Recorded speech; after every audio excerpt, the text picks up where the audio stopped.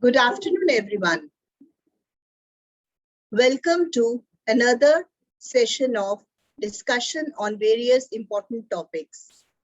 This webinar is conducted by All India Foundation of Deaf Women and Karnataka Deaf Foundation. First of all, I would like to wish all the teachers a very happy Teachers' Day. Teachers are the greatest gift given to human being by God. They are not only found in school, but every human being is a teacher for someone. We all learn something from someone. A teacher is a person who guides us, scold us, point our mistakes, and are the person who make us successful in life. A mother is also a teacher. Child's first teacher is his mother. I would like to pay my respect to Mrs. Rajalakshmi Rao, Uma ma'am, Usha Punjabi ji, under whose guidance we are learning a lot and are able to guide other fellow friends. A happy Teachers' Day again to everyone. I think our founder chairperson, Rajal ma'am, has not joined yet.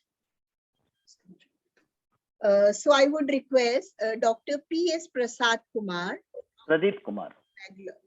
Kumar, sorry. Dr. P.S. Pradeep Kumar, he is consultant ENT from Bangalore. He will be discussing and throwing light on cochlear implant. Deaf community is very much is confused related. They are so much confused about cochlear implant. They have so many doubts and problems. Many deaf has come across difficulties after getting a cochlear implant. So doctor is here with us today to guide us and throw some light how cochlear implant can be helpful or what are the disadvantages of cochlear implant. Let us all discuss all the doubts.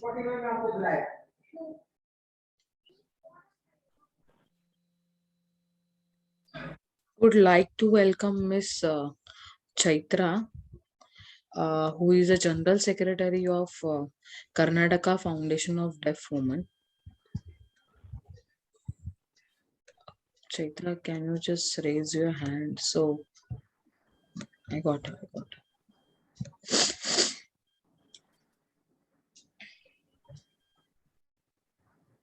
Hello, everyone.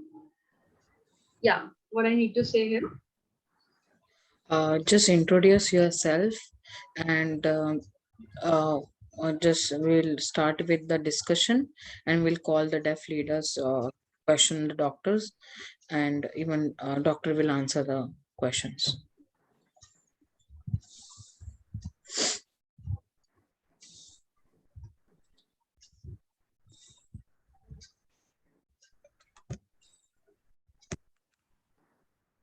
Can I question? Hello. Chitra here. Okay, great. Thank you everyone for joining here the session. Thank you so much. So I would like to know that we have introduced the doctor as well. So I have been operated earlier and I also have the experience of the cochlear implant as well. So I know that doctor will guide us regarding the cochlear implant. We will later on will have more questions, and later on people who would like to know, they can ask more. So now we can have the doctor and we can start with the presentation. Thank you. Anyone, if any other leader wants to come? Any deaf leader, just raise your hand so I can put you on spotlight. Or if any deaf leader have regarding doubts regarding cochlear implant. Anjali, doubts we will take later. It's better we'll start with the presentation first.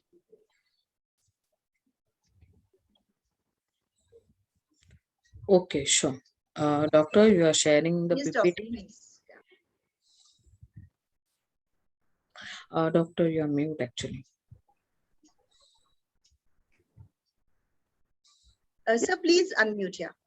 Yeah. Can you hear me now? Yeah. Can you hear me now? Yes, sir. Yes, sir. Yeah. So I have a PPT presentation. Can I switch over to that? Yes, sir, please share. Yes, share. Please. Please share.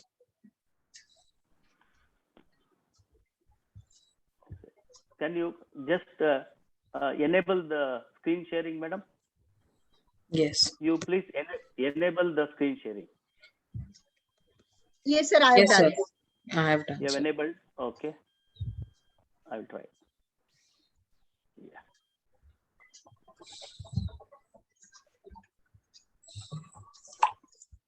Yes.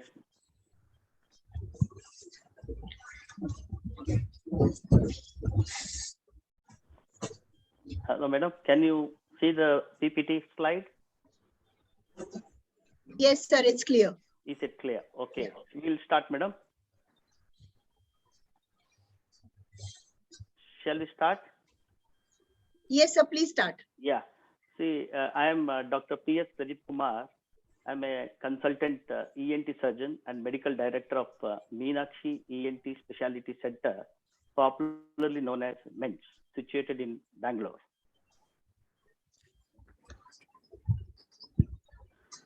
I welcome everyone here who are present for this webinar. And my sincere thanks to All India Foundation of Deaf Women, Karnataka Deaf Women Foundation, Mrs. Chaitra, General Secretary of Karnataka Deaf Women Foundation, and Chaitra's mother, especially coordinating with me for setting up this webinar. I extend my sincere thanks for considering me and asking me to give a presentation today.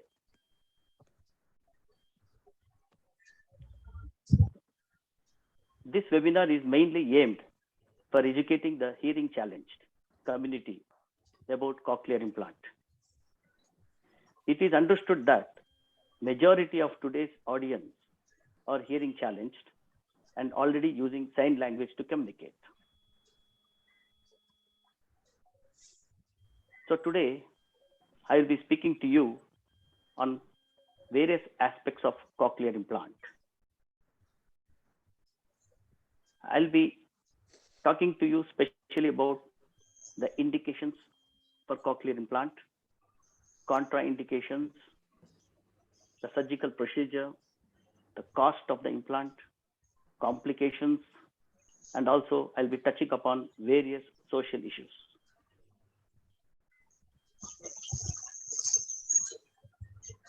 So first of all, let us know what is cochlear implant. Cochlear implant is an electronic device. It is surgically implanted and it stimulates the cochlear nerve directly, bypassing the external ear and the middle ear. And thereby it produces sound signals. With the intensive training, a person wearing a cochlear implant can interpret these sound signals as speech. And cochlear implant thereby helps in speech perception, speech production, and sound localization.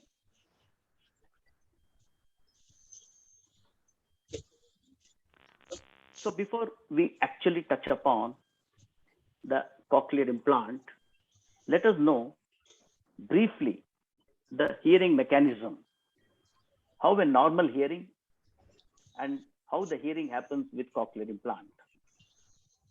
See, on my slide on my left side, it is a normal hearing. You can see this is the outer ear, external auditory canal, and you can see the eardrum called tympanic membrane.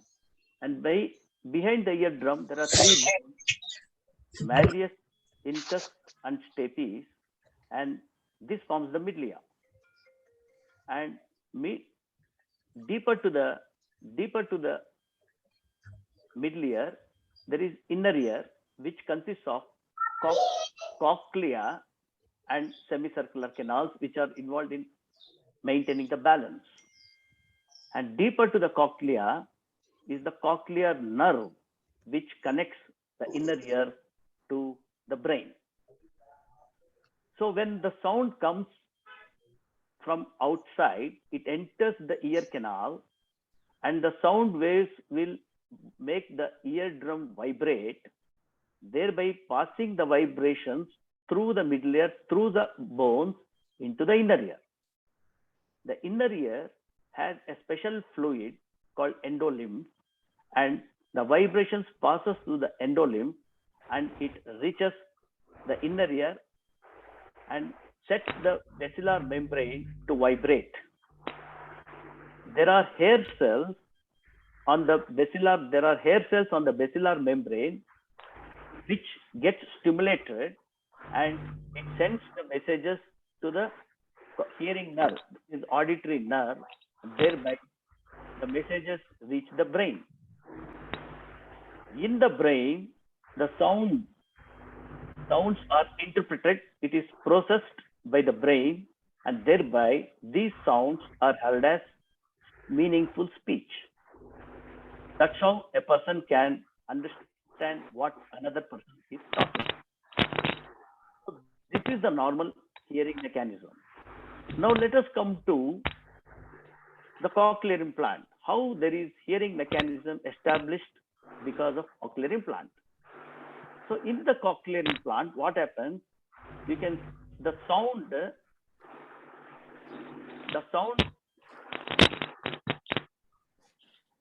sound waves hit the microphone of the cochlear implant, and I'll tell you in detail about this later. When sounds directly goes to the inner ear, it bypasses the outer ear and the middle ear, and directly it reaches the cochlea and electrically stimulates the cochlea and the hair cells, and this will generate speech sound signals, and these sound signals are interpreted in the brain of the cochlear implantee as meaningful speech.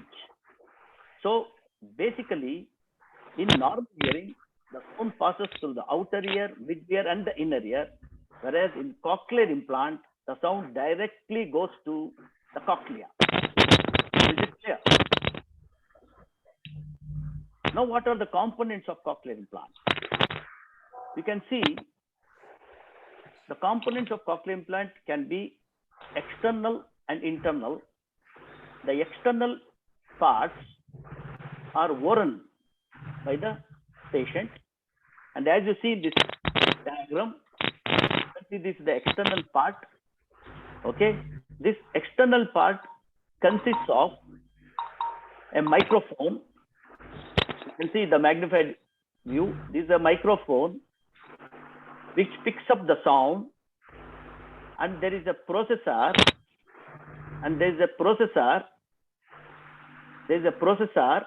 which converts the sound signals into it digitalizes the sound signal by it's a processor. Then these digitalized sound signals are transmitted to a transmitter. So this is the external component, and the transmitter will send the signals across the skin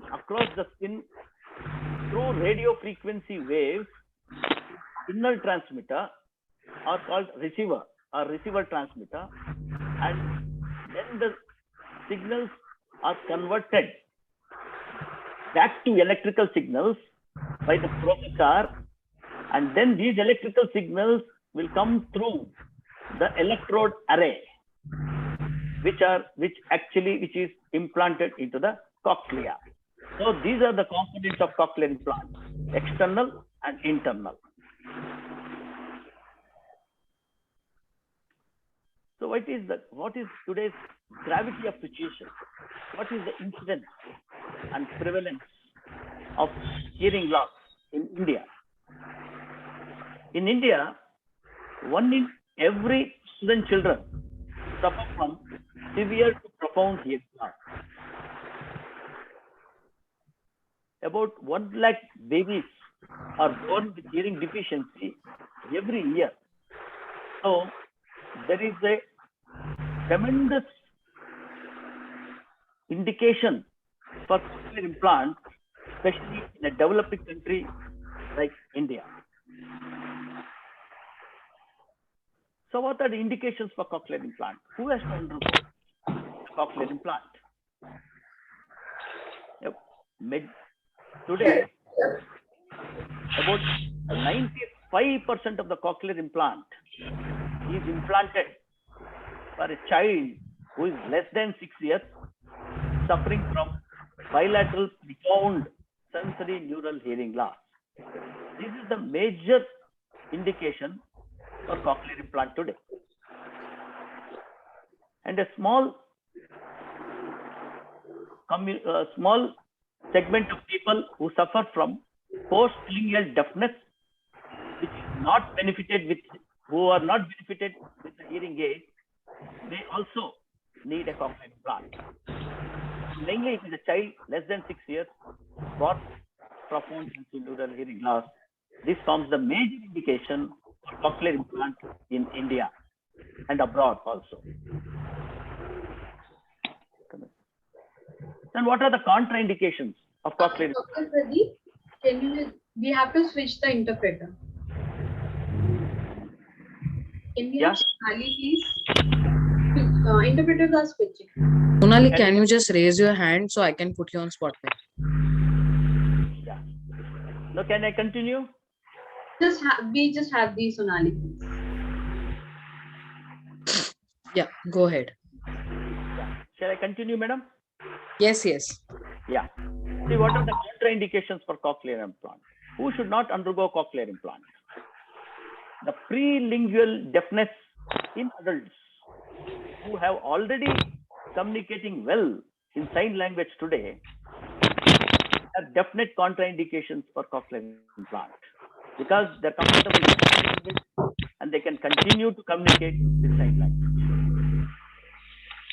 Profound hearing loss, if it is associated with inadequate brain development, these people, one should not do cochlear implant because ultimately these sound signals are interpreted in the brain of the person. And if the brain of the person is structurally and functionally, if it is not normal, then they are not the candidates for cochlear implant.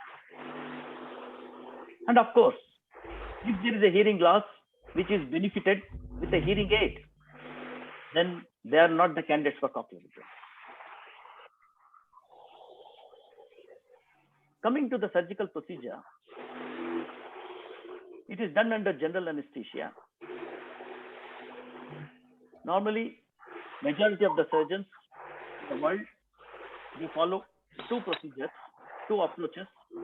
One is called mastectomy with facial recess approach, and one is called varia technique.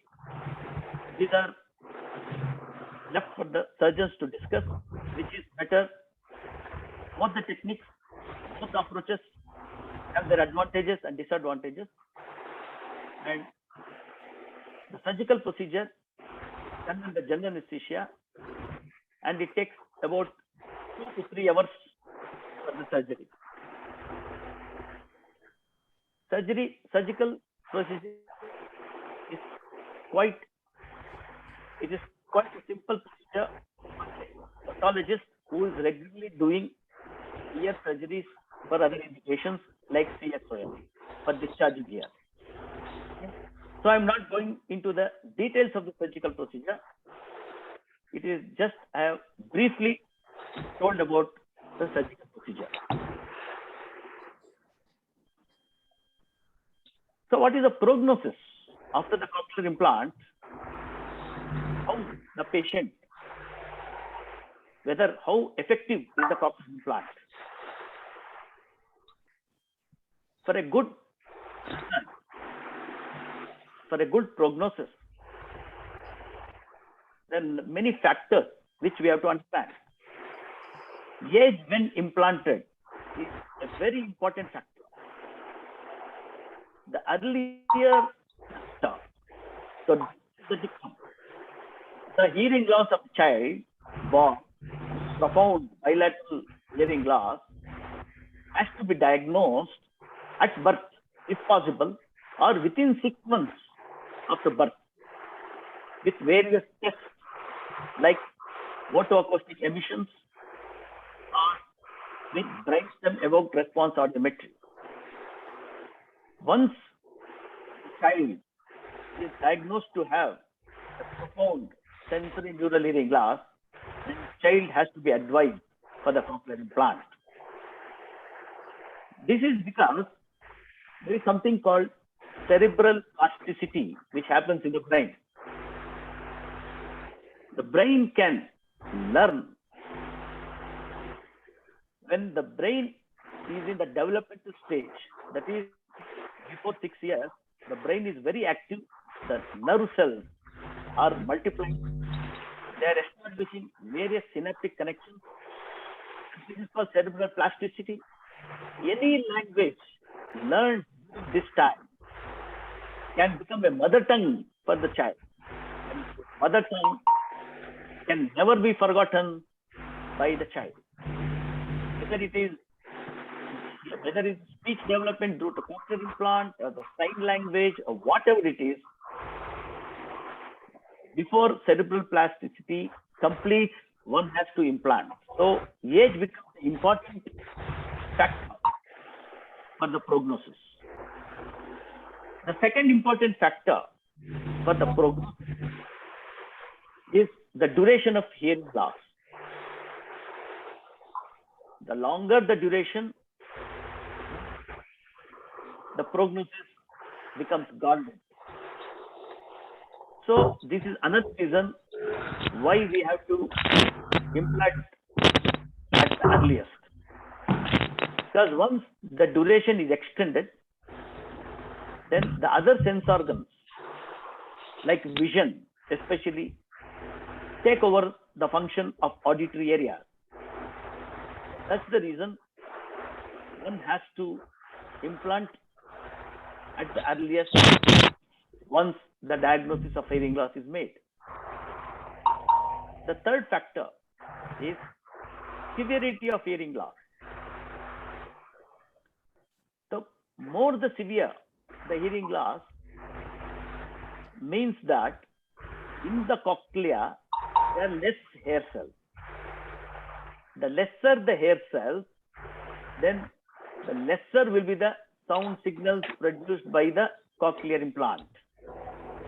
So that is the reason there will be lot of variation from one child to another child wearing the cochlear implant.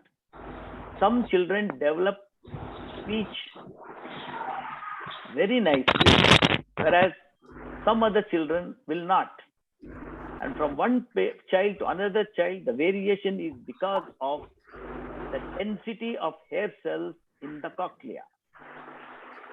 If the hair cells are more, then there will be more electrical signals generated, and so brain can perceive these signals into speech. And that is the reason the severity of hearing loss also has to be taken into account. The fourth factor is whether we are implanting both the sides on the same sitting, or whether we are implanting only on one side, or we are implanting on one side and sequential cochlear implant.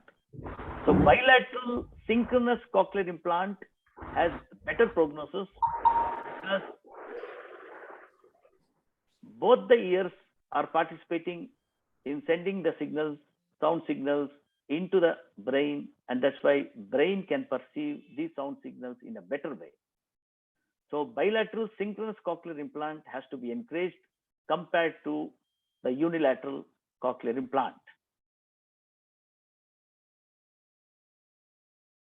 So coming to the right side of my slide, you can see all these factors which I mentioned depends on the cerebral plasticity in the brain, the central auditory processing ability in the brain, and the post-operative rehabilitation, that is auditory verbal therapy given for the child.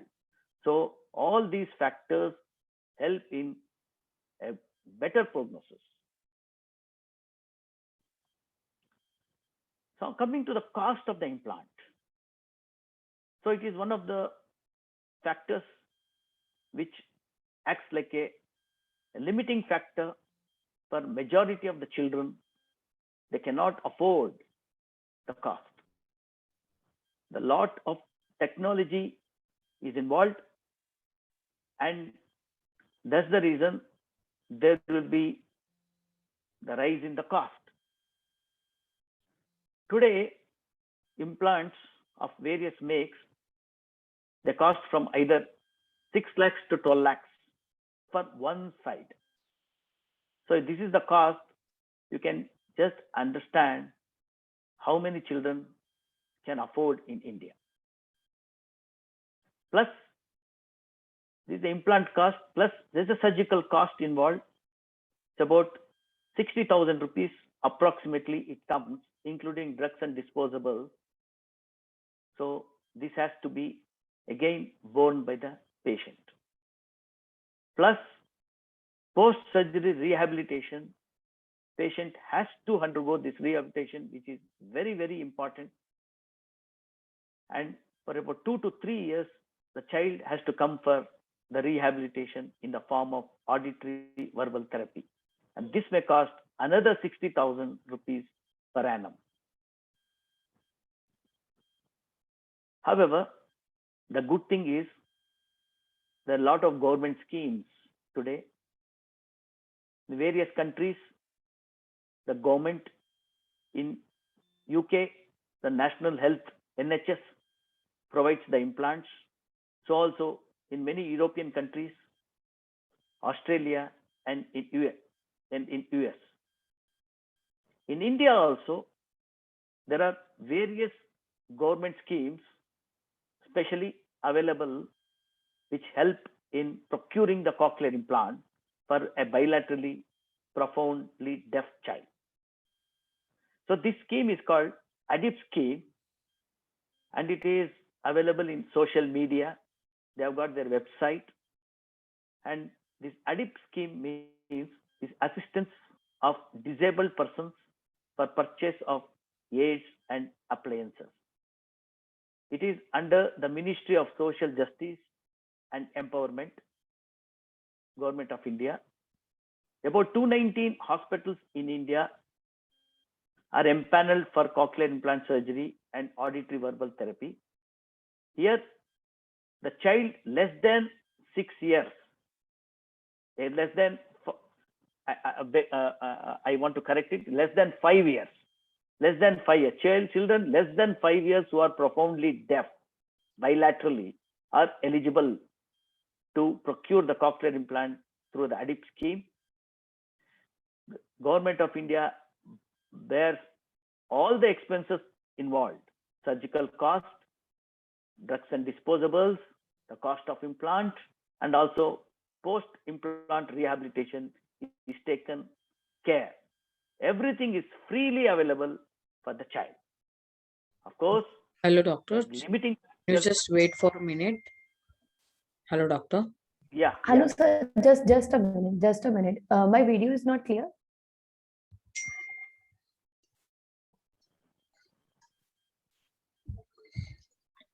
Hello. Hello. No, Sonali, you are visible. Yes, ma'am. But sometimes your internet is collapse. So Okay. when you sign na, there is some pause between. So they might be not be able to understand. So we'll switch to Manisha ma'am. Manisha ma'am, I'm on spotlight.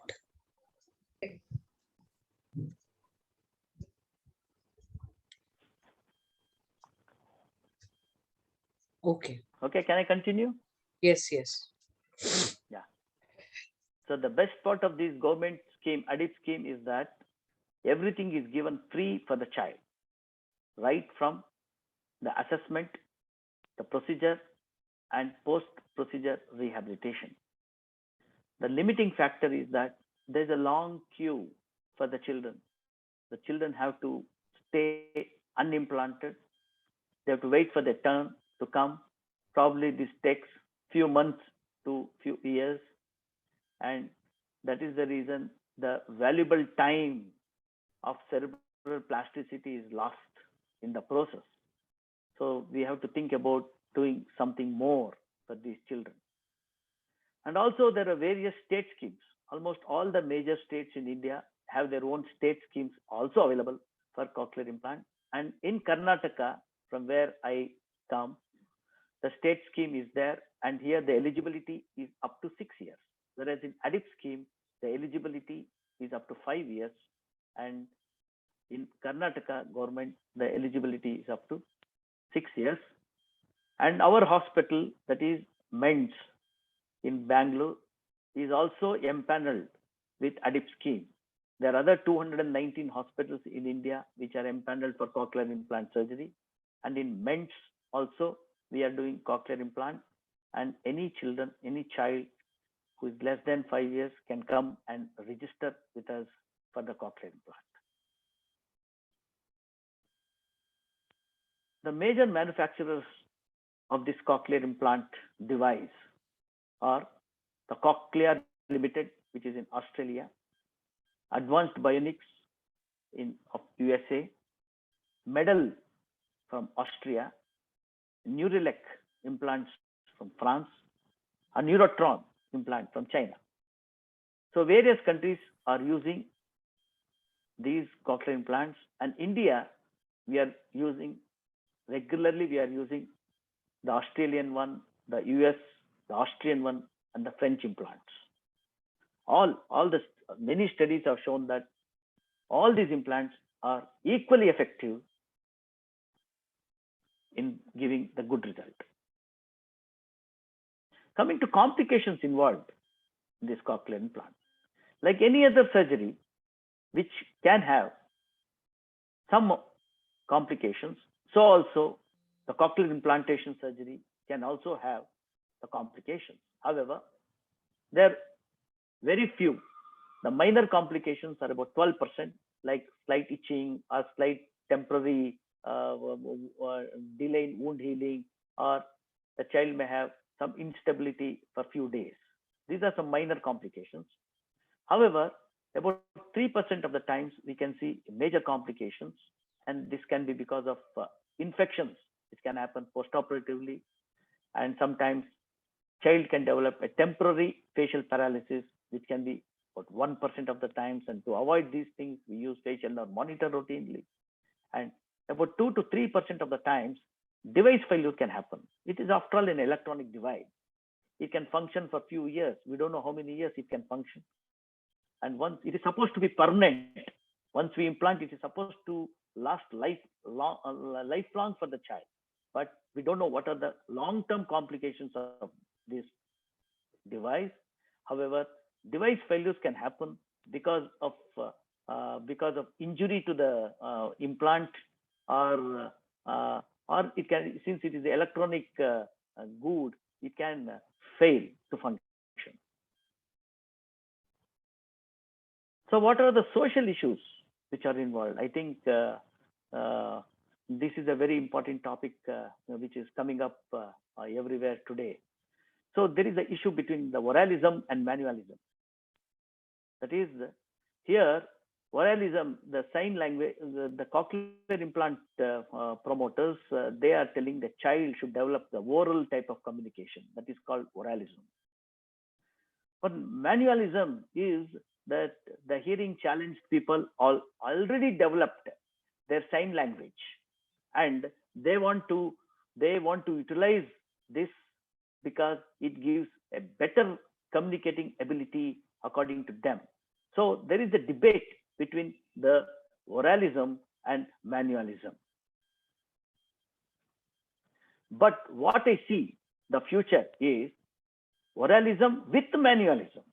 It is not oralism or manualism. It should be oralism with manualism. That means one has to encourage the oral communication. At the same time, these hearing challenged children should also develop sign language. Like one can be a first language and another can be a second language. In some hearing challenged people, the oralism can be the first language, and in some people, manualism can be the first language.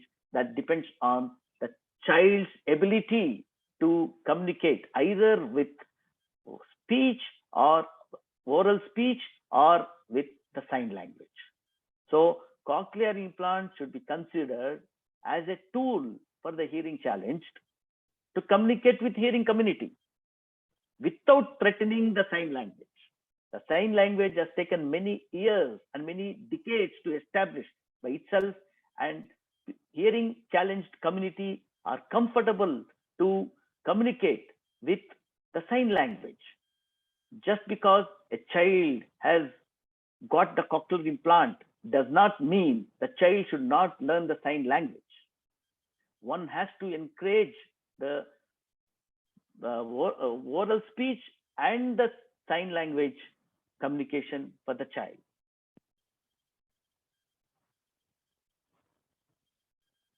So this is my short presentation.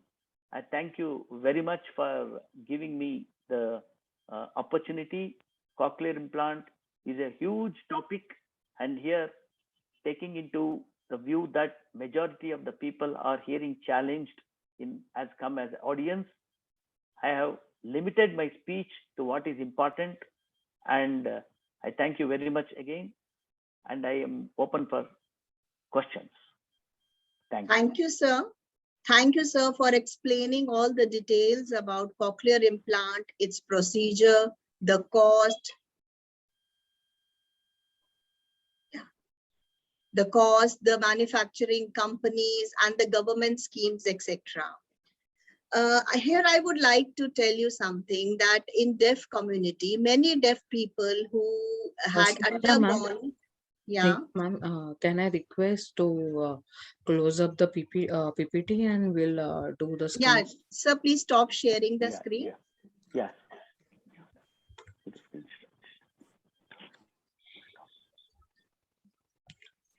Yeah, I put you on. Yeah, sure. Yes. Just a second. Please, interpreter also. Yes. Thank you, sir, for the wonderful presentation. Explaining about cochlear implant, its the therapeutic methods and the cost and the effectiveness and the problems people face. Here I would like to tell you something, that many deaf people who had undergone cochlear implantation faced many problems later on. They have been suffering after the implant, and today we have invited few of the deaf leaders who want to come forward with few questions related to this cochlear implant. I would request Sunil Sahasrabuddhi ji to kindly come forward with his queries and questions for the doctor. Anjali, please put both of them on spotlight. Yes, sure. Sunil sir, can you just raise your hand?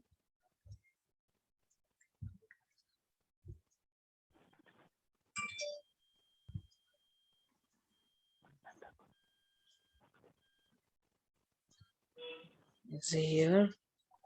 So we can go with the object foundation. Yes, Sunil sir is here. Okay, great.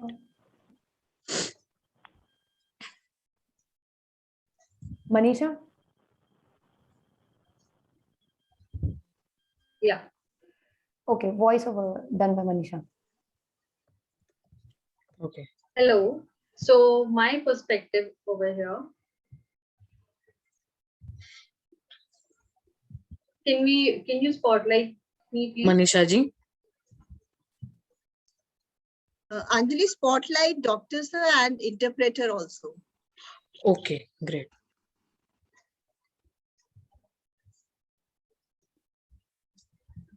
I know, like someone asked me to be spotlighted. I do not want to jump in over here, but yeah, I would like to ask questions as well.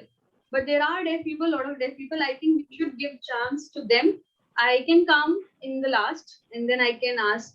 I think we can have the other deaf people, then they can ask, and then I would like to support other deaf people to ask first. Okay, sure. We'll Will invite go... Rajesh ji then. Anjali, Rajesh Ketkar ji. No. Actually, there Sunil sir is saying that the people who have raised the hands will join them and let them ask the questions. We'll go with the object foundation. First audience. Okay.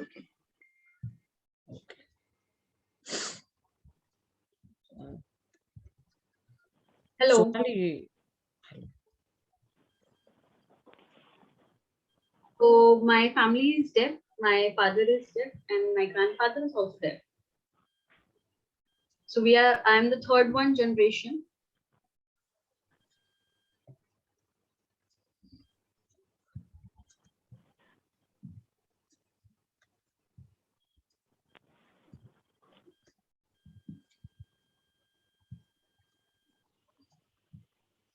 So my son is around 3 years old. He's also deaf.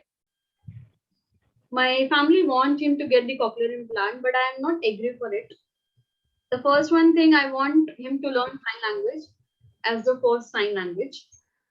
When he will grab the sign language as the first one, then we can discuss about the cochlear implant later on, and so that he can hear as well and he can communicate with the hearing people. So we discussed with the doctor, and doctor said things. He said negative things about the sign language. He said no, there is no use to learn sign language. You should go for the cochlear implant only. Then he could have the better hearing. So when we met with the doctor,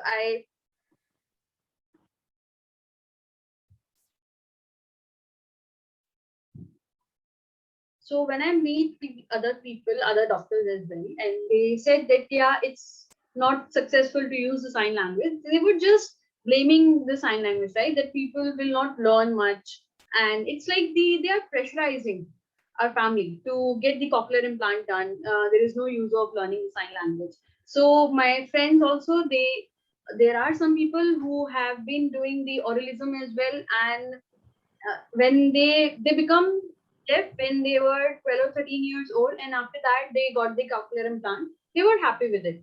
But I support cochlear implant. It's not the thing that I'm against of it, but I have to decide for my child, right?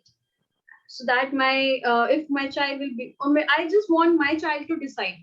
Right now I don't want him to get the cochlear implant. Yeah, I can educate him with the sign language as well. I'm the role model for him. I know everything, you know, in the education thing. I can explain him all of the things, whether it could be related to the sports, education, everything I could say that I could explain. But the main thing is that he should understand the language part. But doctor said no, uh, it should be done before 13 years. I just want that when my child is 12 or 13 years old, I want him to decide for him. But what you would suggest in this case? Yeah. See, the sign language has taken many decades, like any other language, to develop. So we should always encourage the sign language. It has to grow, it has to become popular. A child who is born bilaterally deaf and leaving the child to decide at the age of 12 years may be too late, as I explained to you about the phenomenon of cerebral plasticity. That is the greatest limiting factor. When the brain is ready to establish various circuitry synaptic connections, which happens before 6 years, that is the time child can learn not just one or two, it can learn even 3 languages. So if we implant this type of children, then there is a chance that these children can also develop the oral speech. And that doesn't mean we should stop the child from developing sign language. Sign language is an additional language the child can develop. Because we can't depend only on technology. Cochlear implant technology is there today. It may not be there after 2 decades. We don't know. But the sign language is going to be there. It gets improvised day by day as more and more people start using sign language. So I am for, I don't know why that doctor told the father like that, but I am for that. For all my patients, I tell a cochlear implant is another method of communicating for this child. Sign language has to be encouraged for the children who are implanted. At the same time, the child also will develop the skills of oral communication, because each child is different.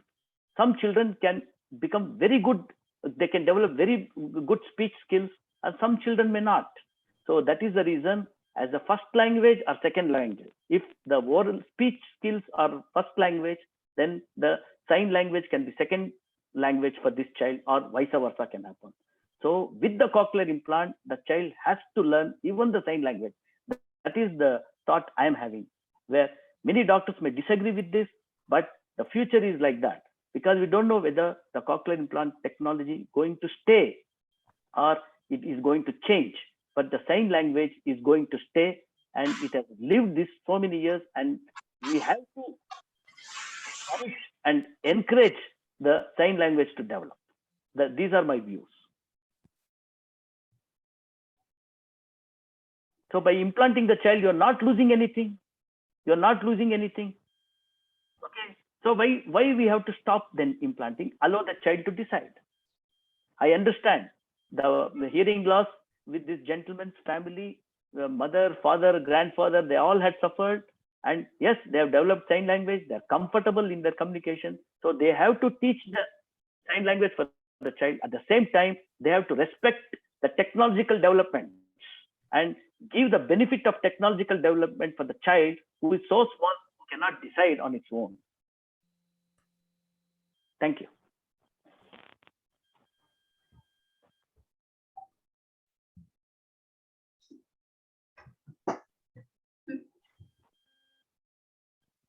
Okay, so I had the first question. Yeah, it's quite clear. Thank you so much. So for the second thing, I've been discussing with my family about the cochlear implant, and we discussed with the doctor as well. And what company? I mean, we have been suggested with the three names. First one is Cochlear, and the second company's name is Redel company. Medal. Yes. Oh yeah, right. Sorry. MEDEL, Medel. And the third one is ABE. So I've been selected Advanced the Bionics. first one. And that's Advanced Bionics. The third one is Advanced Bionics. Yeah, he's saying it's in short. Yeah, AB. I'm not confirmed about the full form. So these three names I got to know about the cochlear implant. The first one is quite expensive. It's about 16 lakh. So, but we will get it from the private hospital, right? So, and government said we don't have that cochlear implant. So it's quite confusing that, yeah, we want to go for the expensive, but it's not available with the government. Yeah. So as I told you, there are 5 players for the cochlear implants. 3 you have already named. There is one more, that is French implant, and there is called Neuralink implant, and there is a Neutron implant. It's a Chinese implant. And so there are 5 major players in the market. All studies have shown that all these cochlear implants are equally good. And in all the implants, like any other electronic goods, there is a basic price, and the basic implant is costing somewhere around 6 lakhs, not 16 lakhs, 6 lakhs. And depending on the other benefits, the price can increase. Especially there's something called bilateral implant, which can be done at the same sitting. That time the cost increases. But the basic implant is quite good, and it is studies are shown very good results with the basic implants. And all these companies, the basic implant is probably between 5 to 6 lakhs. It's not 16 lakhs, 5 to 6 lakhs, plus surgical cost and plus post-surgical rehabilitation cost.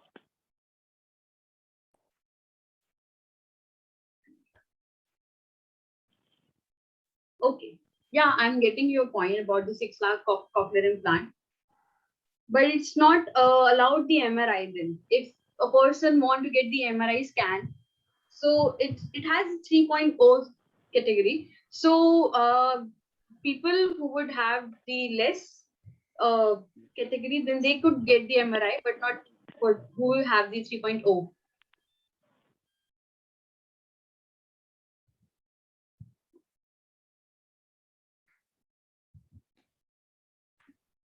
Okay, you are muted. Yeah, can I answer that question?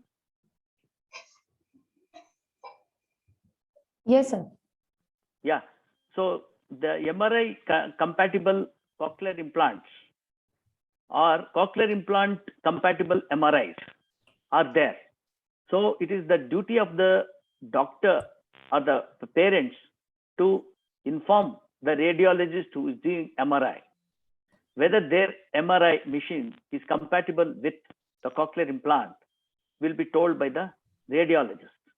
So patients need not think too much about this. And there are other methods of imaging also. If MRI is contraindicated, doctor will decide what else can be done, what other investigations can be done. So there's always alternative for MRI. Thank you.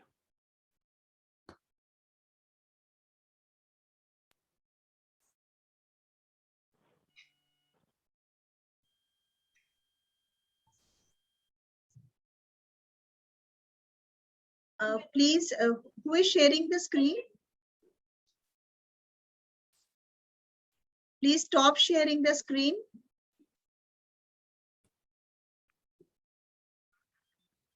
Thank you. Okay.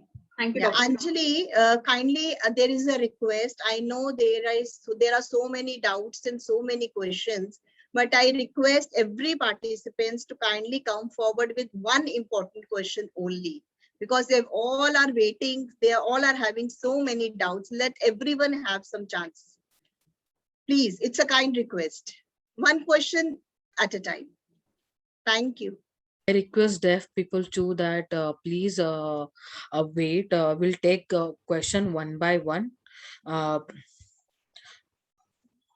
So yeah, you can start. Hello, doctor. Yes. You gave us a nice presentation and we do understand thing as well. So I'm 42 years old, like 41 years old. Yes.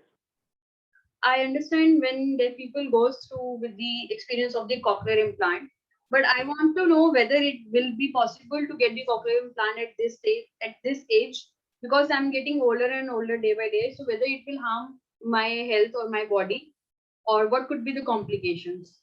Yeah. As I told you, 95% of the times, the cochlear implant is for the child who is bilaterally deaf to a profound extent. Okay, very few people who have already developed speech and they have lost hearing because of some reason, either because of accidents or infection, they can get implanted. But prelingual deafness people who have not developed speech and who are already using sign language and who are comfortable, they are not the candidates for cochlear implants. That's what I told in my presentation. They are comfortable with sign language. They are not the candidates for cochlear implant. One has to understand clearly that 95% of the times it is the child who is born deaf, okay, and who is less than 6 years old, he is the actual candidate for the cochlear implant.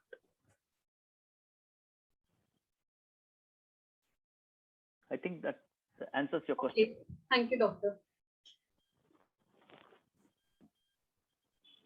So if in case I'm ready for it, if I get the cochlear implant, so I would just like to know.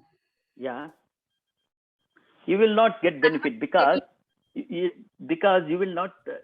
Okay, will not, I'm just asking, and I mean just. Yes, I know. Just you will informing you the thing. Yeah, at this age you will not develop the speech skills. Then what is the use of implant? Implant can give you a little bit of sound localization. That's all. But that is not that much necessary. Why we implant? We implant for the speech perception and speech development. That is the main important factors why we implant a child. In your case, you are already 41 years young and you have developed the hearing loss. Later, you have already developed the sign language. You are quite comfortable. Then implant can interfere. It can cause more problems to you rather than it benefiting you. So that is the reason it is not necessary.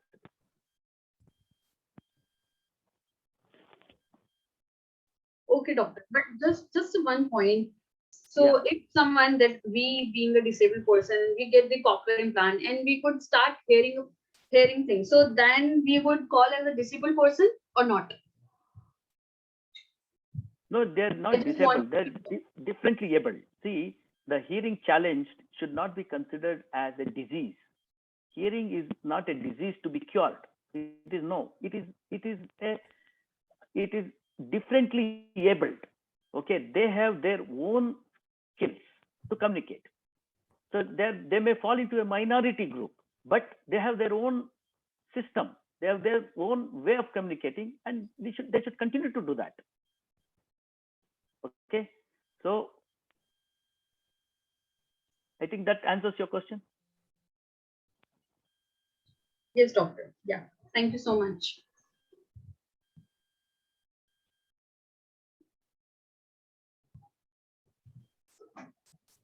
We'll go with the Rahul Jain. I again request everyone to wait for will one by one.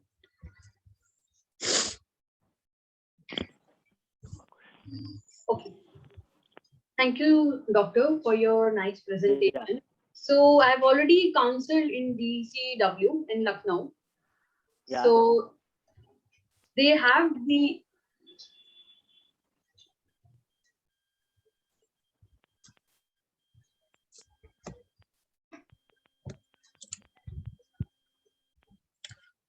okay, sorry. So I've been working with the DCW in London. It was not Lucknow. So they have mentioned in their terms and conditions that the doctors, whoever providing the counseling on the cochlear implant, what thing I've watched over there, they have the things which being motivated to us that if the child is deaf, so when they are counseling the parents of the deaf child, whether you can go for the cochlear implant, you can go for the sign language, and they also tell them the pros and cons of both the things. So then parents could decide they would like to choose for the cochlear implant or for the sign language, because then they would be responsible for their child, right? And second thing, if the people would be selecting, they would be choosing the cochlear implant. In that thing also, in the inner ear, they have 3 ways to done the operative part. So if the inner ear is working or not working, how they will connect it to the brain. So that would be, then they see actually if the cochlear implant would be beneficial for the child, if the inner ear is working or not, how they can connect it to the brain. If is anything now is not working in the brain, if the person can actually hears the cochlear implant with the 100% or not, or the third thing, if they will connect it the cochlear implant to the brain part, so then maybe inner ear will start working. So they will explain all of the 3 things. What could be the scenario in each situation? The top thing could be that they think that it's more important to connect the inner ear to the brain part. So they think that okay. So the basically options being provided to the parents, but in India people don't provide any option. They do not counsel the parents how the things will go on. So I think that would be my suggestion, the parents should be guided too. Yes, madam, you are right. That's exactly why this health education is important. One should have various conferences where we discuss the updates and webinar. The purpose of this webinar is also for the same purpose, to educate everyone, whether the hearing community or hearing challenged community, both should know that the hearing challenged is not a disease. It is a separate, differently abled community. They have their own system of communication. The hearing majority should understand this, and the hearing challenged community also should understand that the child, when it is born, cannot take the decision, and there is a technological advancement connecting the inner ear with the brain today that is available. So the parents have to give consent for the cochlear implant, and also by putting an implant, it doesn't interfere in developing the sign language. So the child will develop both the languages. So child will develop the speech skills, and depending on the prognostic factors which I mentioned, and child also will develop sign language. For example, you are an interpreter, you know sign language, and you know how to, you have speech skills also, or you are very comfortable, and you are acting like a tool between the hearing community and the hearing challenged community, isn't it? So the interpreter, like for example, you are an interpreter, and you are doing an excellent job. I'm translating, connecting between the hearing community and hearing challenged community. So every implantee will become like you. Okay, so it is better for the child.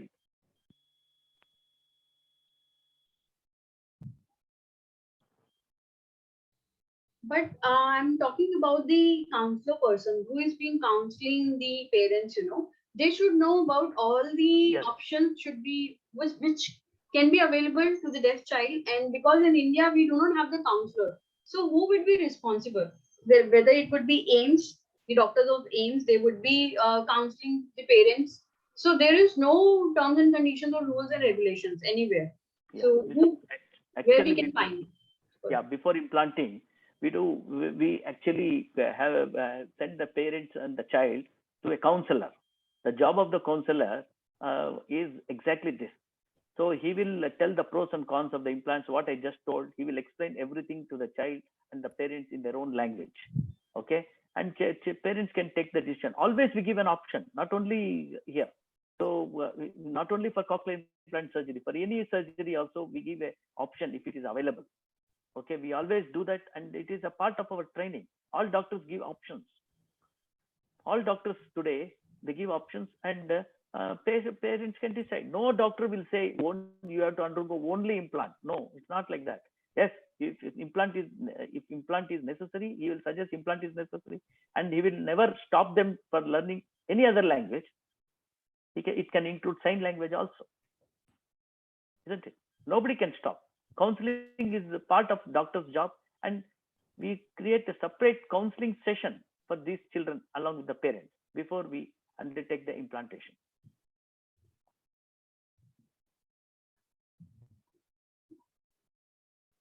Okay, great. Thank you. Thank you.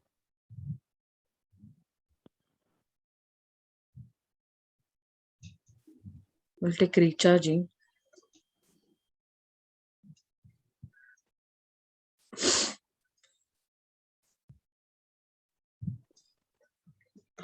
Yes.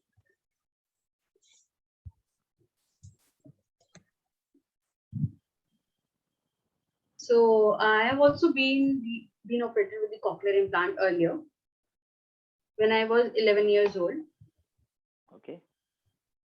So later on, I was having a good experience, but then I realized that I couldn't speak. I couldn't have the good speech. So it's been 5 years later on. At the age of 15, I've been losing my vision. So it was good when I was growing up. The things were great. I have the good eyesight. I could drive and I could go anywhere. I could drive the scooter or the bike or the car. But when I got married, later on, I realized that I'm having a low vision. I just met with an accident. And then I went to the doctor and I was shocked that they said that it's happening due to your cochlear implant. So my left eye is good, my right eye is having an issue. So I fought with my parents that I would not like to use the cochlear implant. I just want to remove it. They said, no, please keep it. And they said, no, if you will remove it after that, maybe you may die. So I said, no, I want to just remove it. So then, okay, you can go ahead with that. So later on, you can still see me alive, right? And my eyes is working fine. So that's my question. What has been actually happening to me? Actually, in this particular patient whom you have mentioned, the cochlear implant was done successfully, and the patient was developing speech, and patient was quite comfortable. For some reason, the patient's vision went down, and the doctor has mentioned that it is because of cochlear implant. But I don't think the cochlear implant can produce visual problems. Okay, here there's some sort of miscommunication, either from the patient side or from the doctor side. Okay, I think I suggest they have to take one more opinion from the specialist doctor. I don't think cochlear implant can produce or have any relation with the reduction of vision. Reduction of vision can happen because of various other eye problems that has to be diagnosed, and doctors should be very responsible in making the statements like this. I think that answers your question.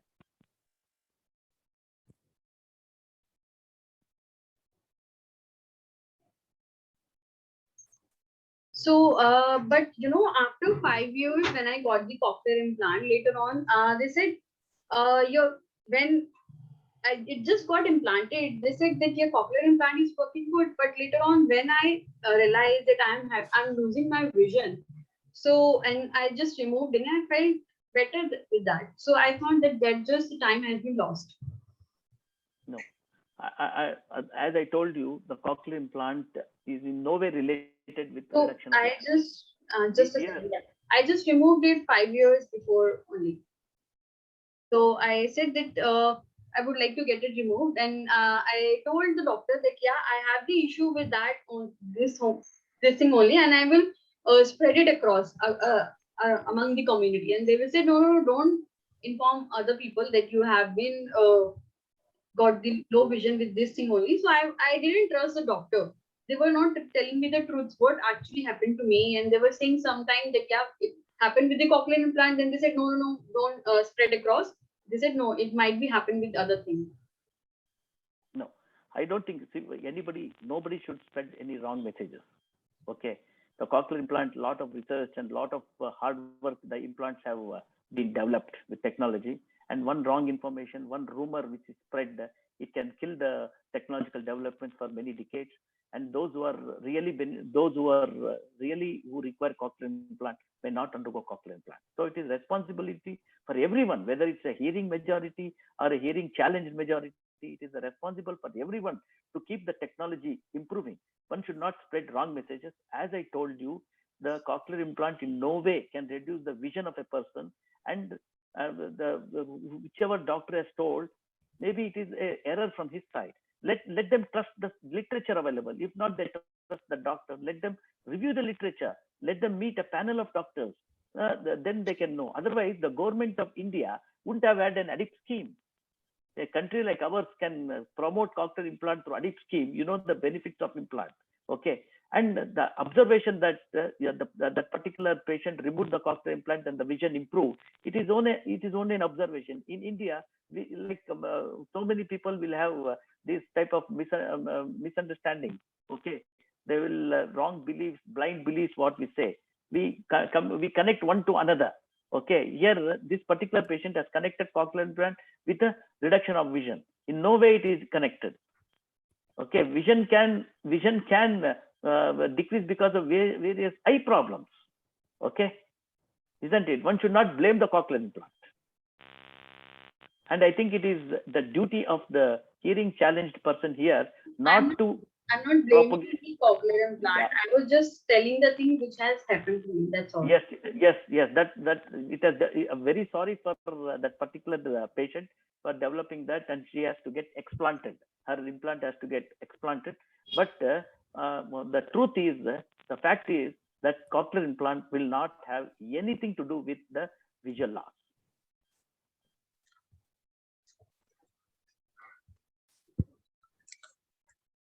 So it's not related. Okay, understood. Yeah. Okay. Thank you. We'll take Vandanaji's question next.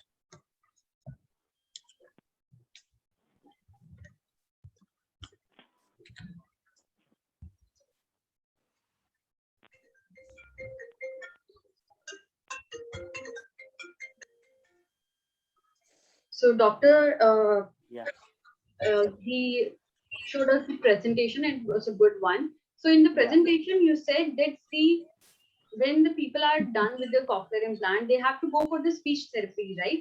And they can, okay, I would like to remove that. I mean, just kept it aside. With only cochlear implant, can a person be benefited? And you said that, yeah, when a person is having a deafness with a cochlear implant, they have to go for the speech therapy also, or with the cochlear implant only they can hear the things? No. See, one should understand the implant is not giving them a normal speech signal. It is not giving a normal speech signal. Here, the electrode array in the cochlea is electrically stimulating the hair cells. Okay, there is deficiency of hair cell density in the inner ear in these bilaterally profound hearing loss child. One should understand this implant is only giving a sound signal. It is not the speech signal.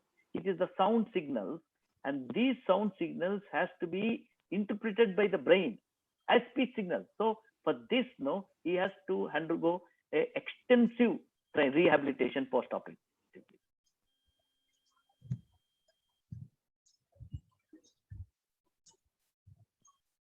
It is definitely not normal hearing. It is bionic hearing, electronic hearing, we can call like that. Okay, which needs training for the child. Me getting your point that it's a technical thing and it's not a normal hearing. Yeah, right. Absolutely getting this thing. And the second thing, so with my experience, some of my friends, one friend who got the cochlear implant and the other one who didn't got the cochlear implant. So when I've been watching two of them, the person who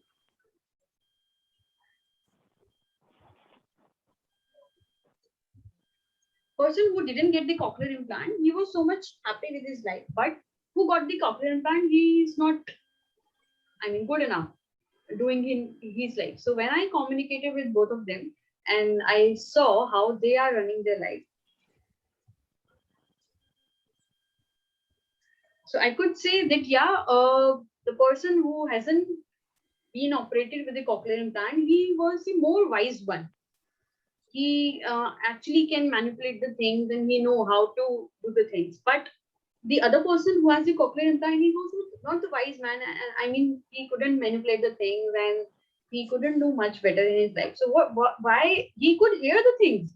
I'm not saying that he couldn't speak. He can speak. He can hear as well. He can talk over mobile. I can't communicate over mobile. He can communicate over mobile. But the thing is, why I've been seeing that the cognitive development has been more in the person who has not the cochlear implant, and he can, the person who's having a cochlear implant, he can read well, he can write well, but what I could see, the cognitive development is not over there. So why this situation could arise?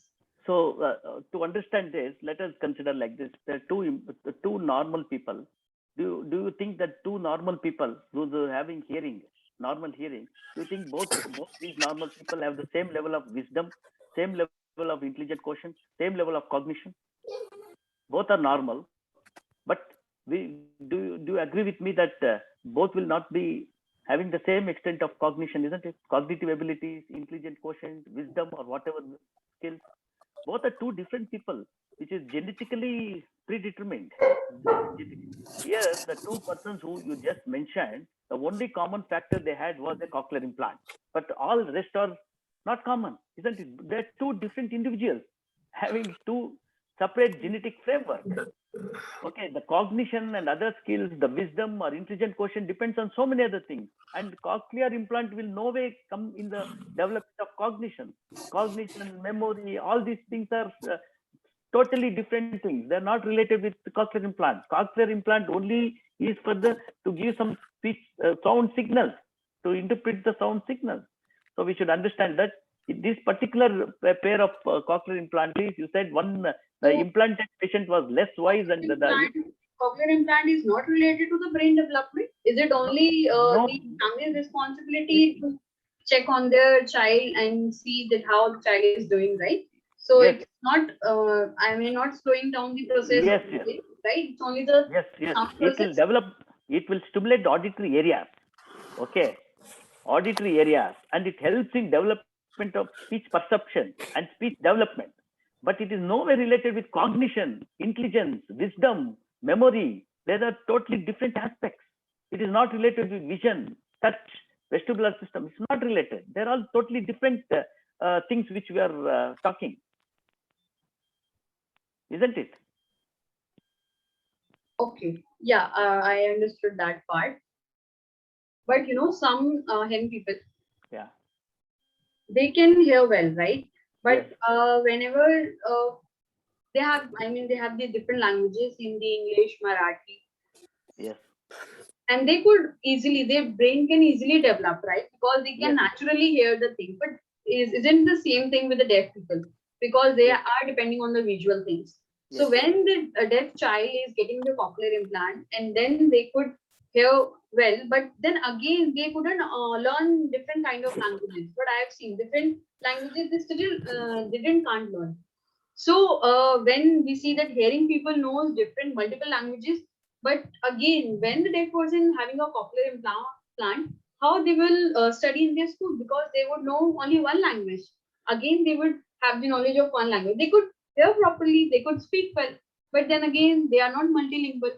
They couldn't get the other languages. What is the reason? Hearing people are hearing the same thing. So I am a deaf person, I am not been operated with a cochlear implant, but yeah, I could hear a little bit with the hearing aid, right? So my sister, she was so hard on me. She said, no, you have to get the hearing aid. So I could hear some sounds. So with the cochlear implant people, they know only one language. Yes. So They I'll are answer the in question. the bilingual part, but they would know only English language, we could say, not Hindi, not Marathi, and they could hear well. So what is the benefit of getting the cochlear implant? Yes, madam. I'll tell you. See, you should not confuse hearing aid and a cochlear implant. Anjali would like to intervene. 1 second, sir. Just a minute, sir. Anjali, sorry, doctor, I'm just interrupting you in between. I am requesting all the deaf people, like Vandana is asking this. This would be your last question, because a lot of people are in the queue and they would like to ask. So that would be your last question also, because the other deaf people are also waiting. And also the other deaf people who would be coming next, please ask only one question, because other people want to ask also. So we have been running out of time. So just ask the one question. Okay. Thank you, and we'll make sure this. So the query which you raised just now, see, we should not confuse hearing aid with cochlear implant. Hearing aid also, it only increases the level of sound. The patients who are wearing hearing aid will have a normal sounds, with normal speech sounds, which are heard. Okay. And so they have ability to develop multiple languages. The hearing aid is just augmenting the sound signals. Okay.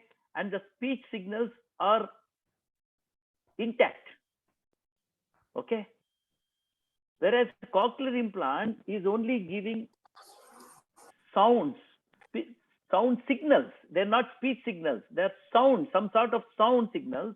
And the brain needs special training to interpret as speech signals. And so the limitation will be one language. Okay, if you can develop one language through the cochlear implant, and also if they develop sign language, so they will have two languages. Isn't it? Don't you think that is enough? Instead of having only sign language, if they develop one language through cochlear implant and one language that is sign language, so both these people have to learn. One will be the first language, another will be the second language. Don't you think that is an advantage for them? And never compare a hearing aid from the cochlear implant.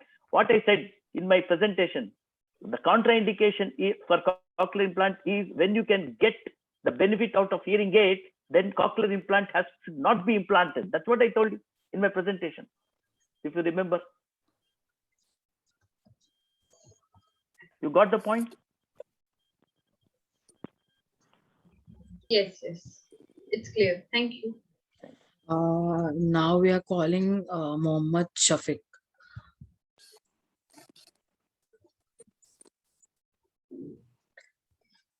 Hello, doctor. Yes, ma'am. So I would have just 2-minute question. In short, I will ask you. Yeah. So the first one, like you are a doctor and you are encouraging the oralism and the sign language, both of the things, right? Yes, yes. So, I mean, encouraging us, but I don't find a doctor like you who could suggest the sign language. They will know it's a monkey's language and it's just a gestures part. It's not a language. So I'd say, no, I've been seeing the diversity in the doctors, Maybe you could have the doctors association, and in your rules and regulation, you can write it down that every doctor should explain the pros and cons of the cochlear implant and of the sign language also. Because there is a problem, parents do not get to know about the option of the sign language, and later on they find out that there is a language is available for the deaf.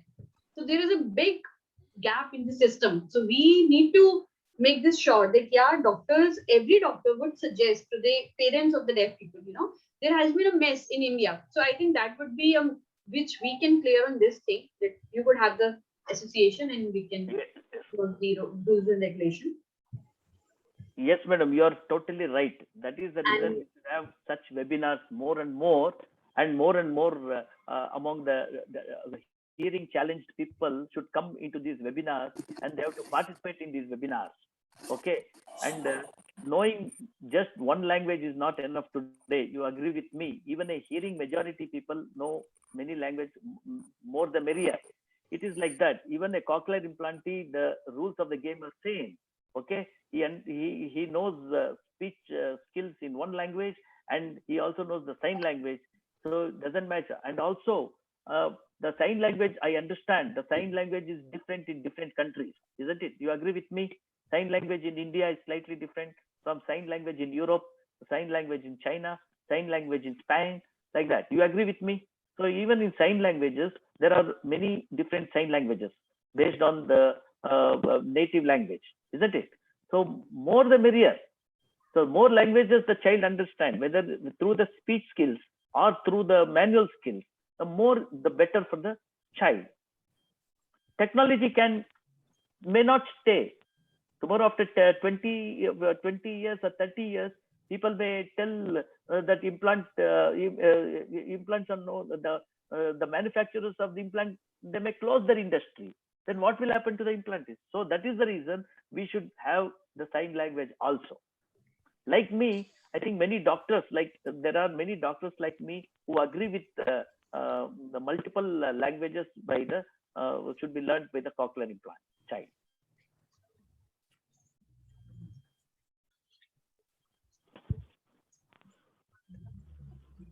Yeah, thank you for answering the first question. Second question, last one I would ask. So here in India, we have the RPWD Act 2016, Rights of Persons with Disabilities Act. So there has been mentioned that, yeah, it's talking about the reservation for the disabled people, 5% reservation, right? So we have the decibels from 70 to 100 decibels. There's a problem in it because some people, the organizations, they say that, yeah, deaf people, they would hire who could hear a bit, right? So there has been people who, the hard of people, they would get the job easily because some people would get this fake certificate and they can easily get the job. And the person who having the profound hearing loss, they have been suffering a lot because this thing comes with the DB part. So these 70 to 100% decibels. So I think we have to remove that thing. We should not depend on the auditory system. Deaf people could work well, right? It's just about the profound hearing loss, right? So when they say that, yeah, we want people from 70 dB to 80 dB hearing loss only, so that's a problem when they are depending on the auditory part only. So we have to change this thing, right? Because then deaf people, the people who have the 100% hearing loss, they would suffer for their lifetime. So we have to change this auditory system, how they choose people on the auditory system part. So we have to change the gap which is happening in our system. So deaf people or hard of people, they will work likewise, there is not a problem then. So we have to provide opportunity to them as well. Yeah, while giving the disability certificate, they should consider all the various other aspects of the of that person. Like as you said, auditory aspect is only one factor. But 100% hearing challenged person can communicate well. If he can communicate well by speech language and he is fit for that particular job, then he can go for the job. I don't think there is any problem for the employer or the employee to undertake the job. Okay, so I think the hearing challenged community has to give a memorandum to the government of India to remove the disability certificate based only on hearing ability. They have to take overall abilities of a person. Okay, locomotor ability, his cognitive ability, his and also his communication ability. Communication ability can still be intact with him in spite of having 100% hearing loss, isn't it? So in that case, the fact that depending only on auditory criteria is not good. I think the hearing challenged community has to take this to the higher levels.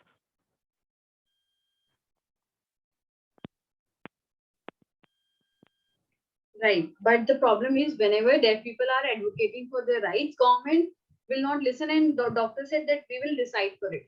So when doctors are deciding for this part, then they are deciding the decibels, how they will find out who would be considered as a deaf person or hard of hearing person. So that would be a problem for the deaf community, you know. So whenever deaf people are applying for the job and they are getting for the interview, they will say, "Oh, you are a deaf person. You are having 100% hearing loss." So they will just hold you up and they will not provide you the job. So deaf people will always, being deprived from their rights. Everyone would say, okay, you can't listen and you can't hear, you can't speak. So they would not prefer deaf people to hire. So I think that thing that people should encourage to hire the people as well who are using the sign language also. But that's the thing. I think the conditions and the rules and regulations are not clear. It depends on the mindset of the community. As you said, we have to change the mindset of the community. So basically, we the people who have to change. We can't blame the politicians or the doctors. And the community at large are responsible for this. And we have to change the mindset of the community by having various programs and to showcase that hearing disabled person can also communicate well. People are getting confused with communication ability and hearing loss. A person having hearing loss, total hearing loss, can still have a good communication capability, isn't it? Communication is totally different. Hearing loss, of course, can interfere with speech development and communication through speech, but definitely can communicate with sign language and other modes, isn't it?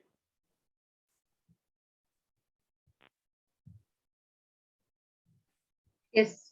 Thank you so much. Hope we will have the Doctors Association in the future and you can discuss more with the other doctors so that they can change the system, how to counsel the parents of the deaf child.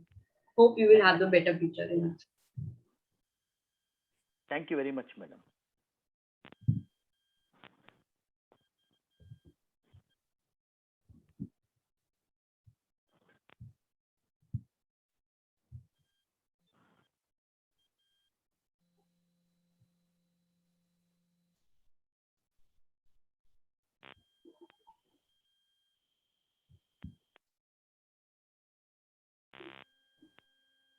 Okay.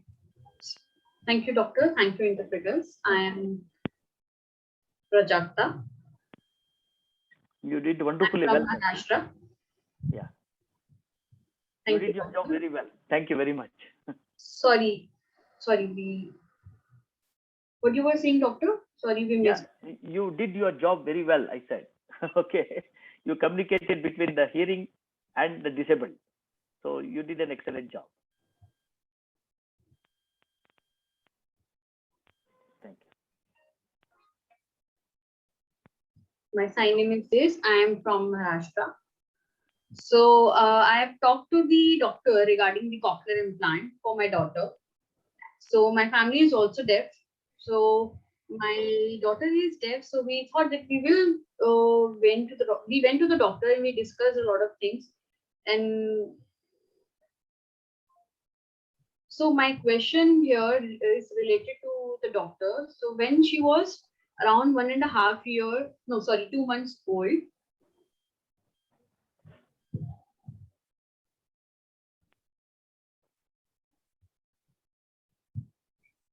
1.5 years. 1.5 years. So when she was 1.5 years,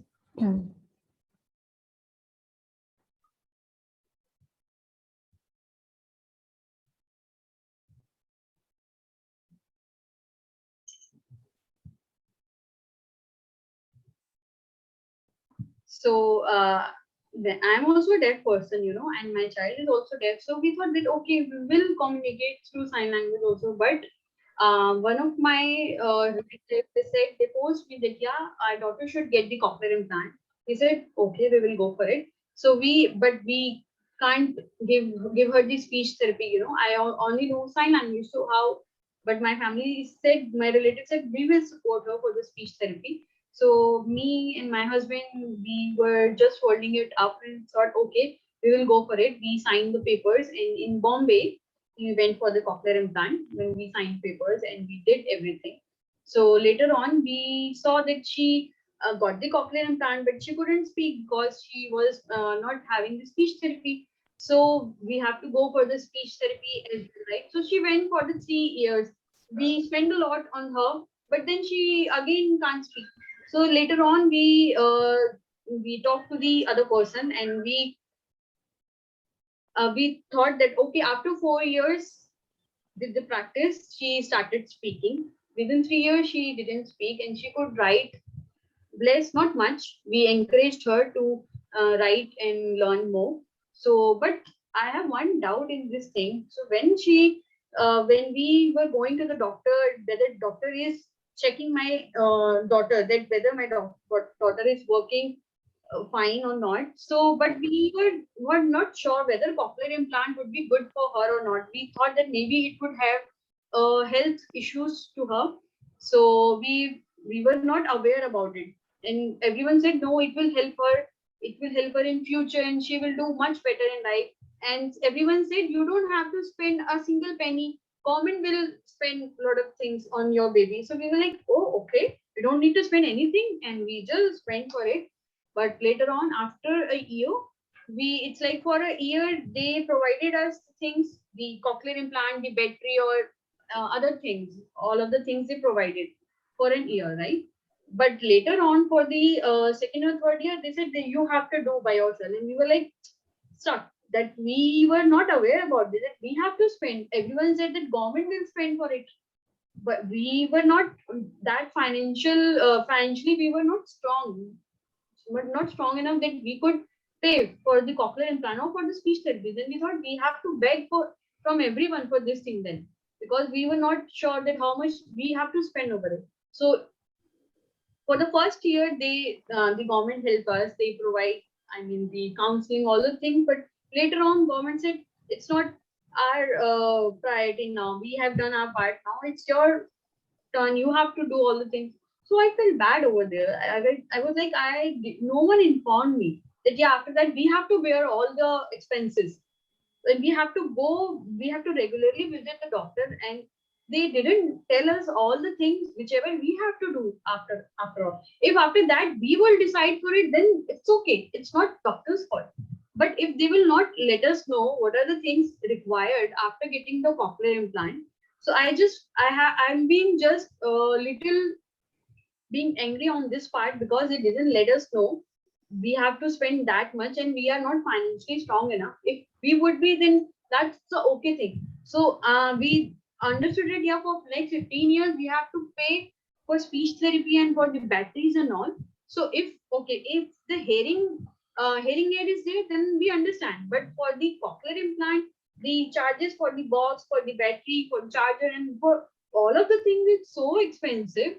So I was not aware that we have to pay a lot of, I mean, our hard-earned money on all of the things that no one informed us. They said, no, with the cochlear implant, your child will just start speaking. So we're like, oh, wow, that would happen with our child. Okay, good. So they said, okay, you understood. Just the two sentences they just told us. But it's our responsibility. We have to pay, right? But if you will not inform us, how we will make a right decision in this thing? Later on, all will be, I mean, missing on their responsibility. Then we will say that who are responsible for this thing, who will pay for the speech therapy. And also, I think there should be a counselor over there or the interpreter also. Whenever we are going to the doctor, we want to communicate, but we can't communicate properly because the accessibility is not there. So if I will, if the doctor would be in my shoes, how they will understand? They would, I mean, they would say, no, don't ask a lot of things from us. They are just, I mean, oppressing us, right? They are not telling all the things to us.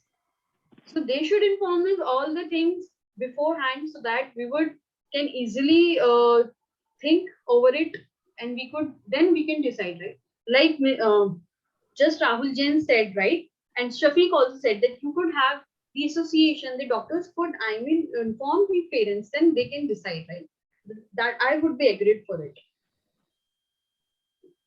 Yes, as you said, this is a clear case of miscommunication between the doctor and the patient. So that's why what I told, not only they have to listen to the doctor. Today's world, they have to go through the literature. They themselves can Google and find out. And also the government has given clear guidelines that they are going to take care of only for 2 years, post-operative rehabilitation for 2 years only. After that, it is the parents who have to take care, because lifelong it is electronic apparatus, prosthesis, and lifelong it needs battery to work. And government has funded up to 2 years. And later, probably maybe some NGOs can help these children. Okay, NGOs can, non-governmental organization can help these kind of children. And this problem is especially for development countries like India. But in the developed countries like UK, the National Health Scheme, NHS, is going to take care of the all the health issues, including cochlear implant for the patient. The situation is definitely different in India, and not just the cochlear implant patient. In every patient, every surgery, every patient, every disease patient, no, the government cannot take care of the patient throughout the life. So it is the responsibility of the parents to some extent. It's the government which is giving a helping hand, and it is just giving them it's giving a push. But that the parents should understand that it is not the end of the game. It is the beginning of the journey. It is not the end of the journey. When a cochlear implant is being done for the child, it is the beginning of a long journey. And all these efforts the parents are putting for the child to develop the speech skills. Okay, there should be parental involvement. I agree. Many children cannot afford this. Many parents cannot afford this. I agree with you. But we can't just blame the doctor or blame the government. We have to find out some other mechanism for this. Maybe a separate tax can be collected, something like that. So we are not the people to decide all the policies of the government, isn't it? So there is a limitation factor to what extent a government or a doctor can help the patient. Of course, as you said, the information has to be given. We can't withhold the information. That part I am telling, it is the wrong on the doctor part for not giving complete information for the patient. Yes, but we have been at loss because no one told us earlier. Yeah, but it is there in the clear guidelines. Likewise, you said that all the things have been informed, but if they would let us know while we are, discussing on all of the things, right? They would say it's your responsibility. It just heartbroken for me, Yes. They should know that how we will manage things. Yes, they should provide us the accessibility. But if they will not provide us, how we have been arguing with our family, family, they said they will support, and then later on they also said that we were not aware about this thing. So if we are aware of all the things, then we would be planned enough to do the things. Yes. But yes. So it happened in 2012, right? Now 10 years we know. It's now we are controlling good. We are having the saving as well. But in the beginning, there was a problem for us. But it happens with a lot of the deaf people. They usually said the doctor has just misguided us. They didn't inform us.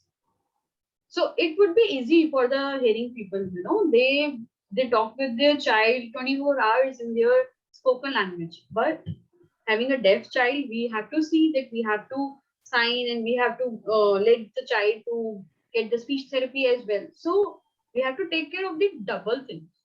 So it's we know that it's our responsibility also, but it's doctor responsibility too. So we can hope that from 2021 onwards, doctor may counsel the parents of the deaf child, and then parents can easily decide, and so that they would have at peace and they will not have any argument in their own family members. Yeah, as you said, the miscommunication has happened in this particular patient. So that's what the patients are telling. But when they are signing the agreement or signing the consent form, they would have informed all these things. Okay, and the guidelines are clearly given in the website, ADIP scheme website. So it is the responsibility of the parents also. It is one thing I equally understand, that there is a lot of responsibility from the doctor's side to give all the information to the patient and the parents. Okay, on one side I agree with that. The second thing is the parents are also responsible, equally responsible for the to take the longest journey of cochlear implant?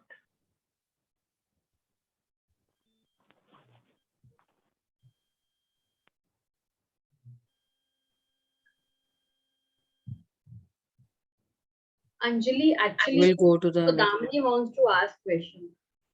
Yeah, just a second. Let me add one by one, because there are people who are contact me personally also.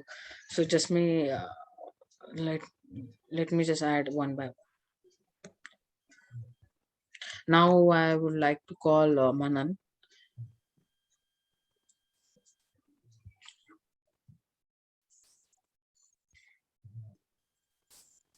Yes.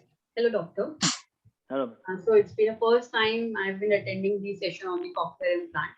So I've been seeing some of my friends who got the cochlear implant. Some are good, some have the good speech, and some they do not like sign language. They said no, cochlear implant group is good, and we are good with the speech part. So what counselors say that, but counselors do not give value to the sign language. They said that sign languages will not give any benefit to your life. It will not be useful. You can't be socialized, and you should go for the cochlear implant only.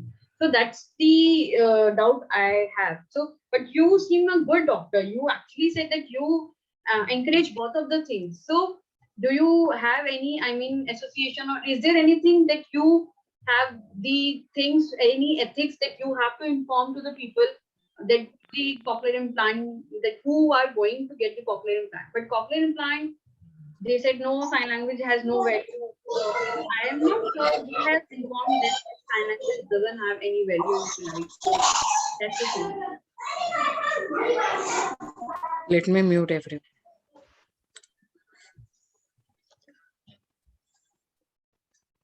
Interpreters and doctors, please unmute yourself.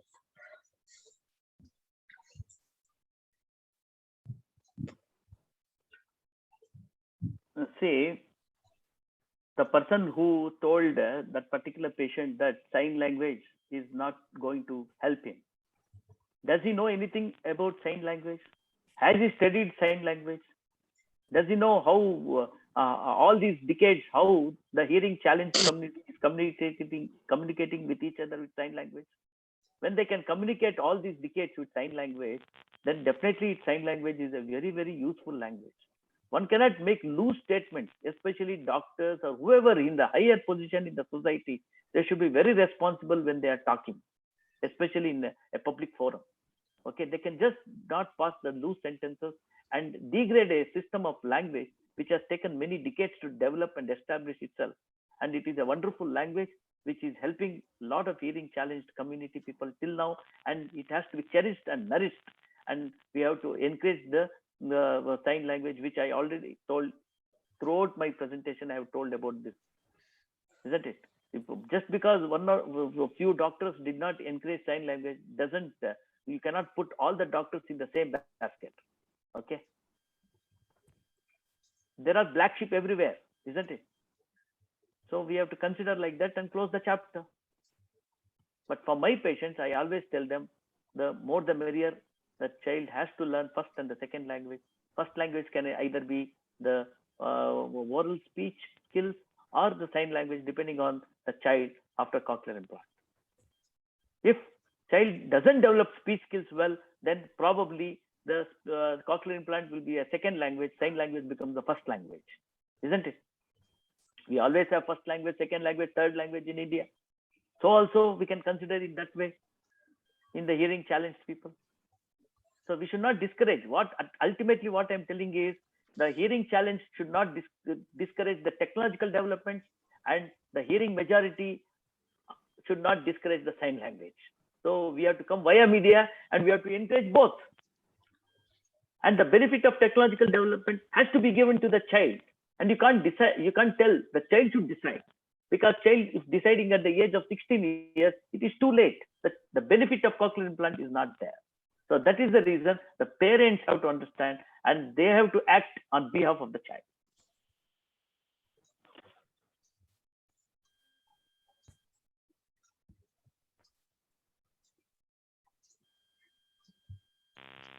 Next question. So you could have these, I mean, like you are encouraging both of the things, right?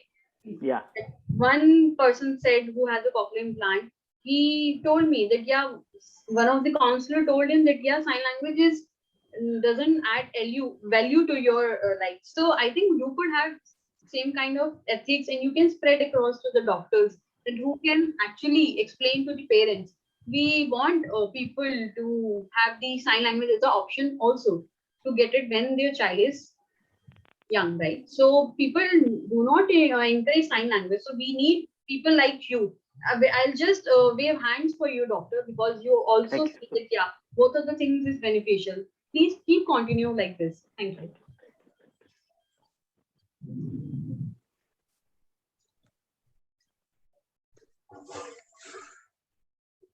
Again, I would like to inform that we are running out of time. We have less time now. So we people please ask question in brief only, not a long story, because we have less time now. There are a lot of people who still raise their hands. So also we have to see the timings of the interpreters as well. So please ask questions in brief.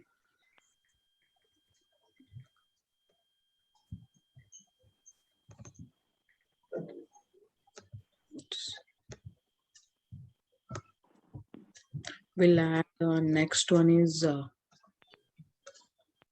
Rajesh Ketkar.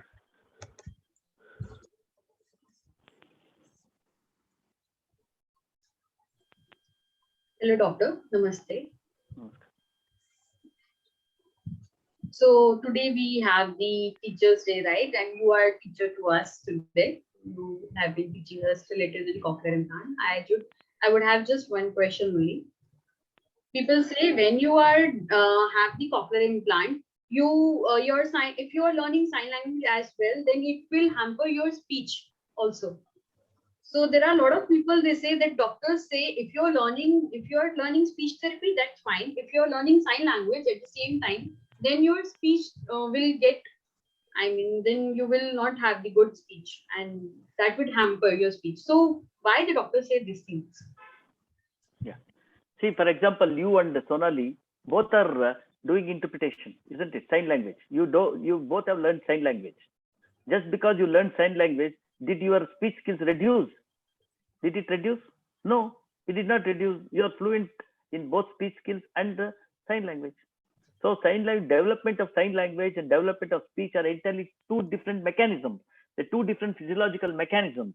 If it is given before the brain plasticity ends, ceases, then there is no interference from one language to another. Just because you are learning to speak Marathi doesn't interfere with learning to speak English, isn't it? You agree with me?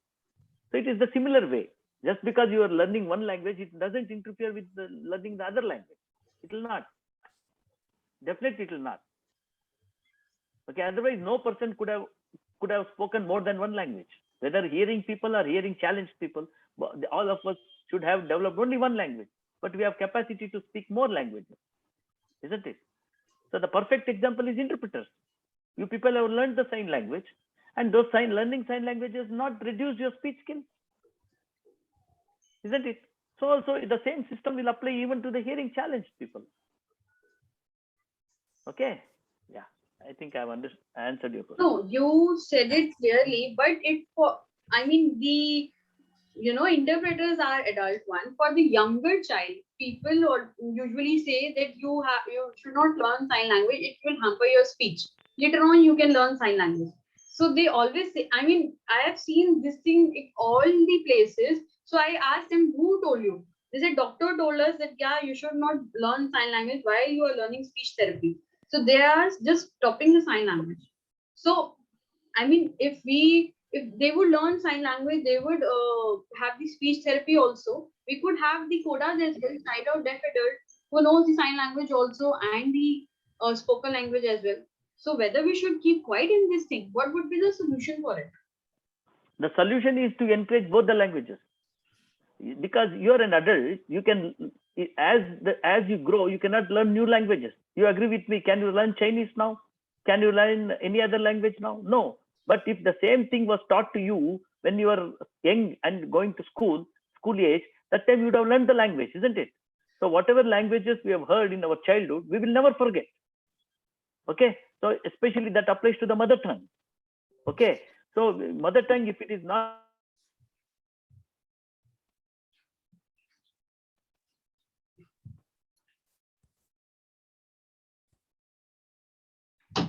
Internet.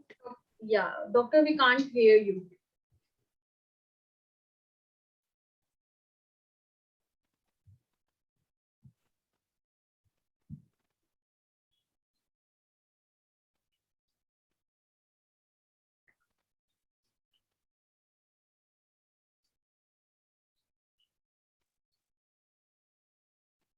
My internet was okay, na?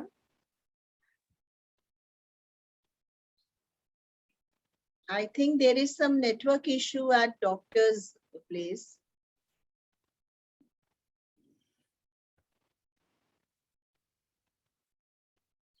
Oh, he left the meeting. Chaitra, if you have anyone's number or can you contact them? What is the issue?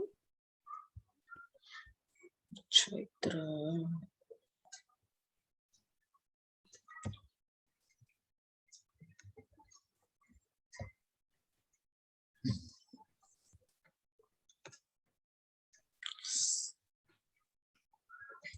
We are very sorry for everyone's inconvenience.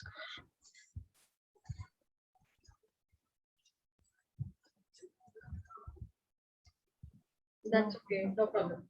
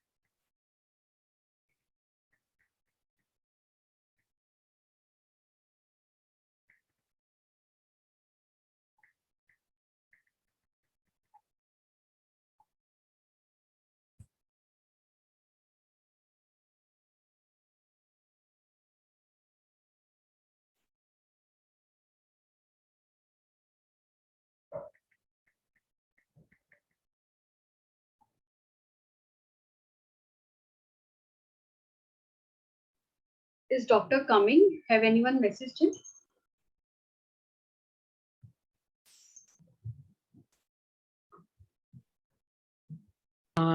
Yes, we have contact to doctor. He is joining soon. Okay.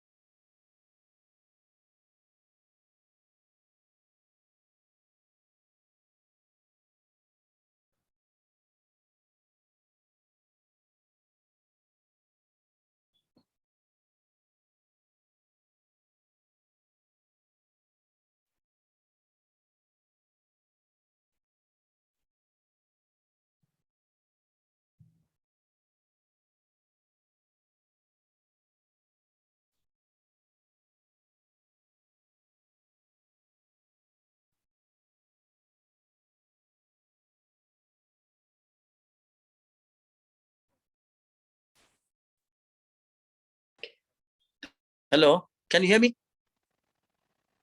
Can you hear me, madam? Yes. Yeah, there was some technical problem. We fixed it. Okay.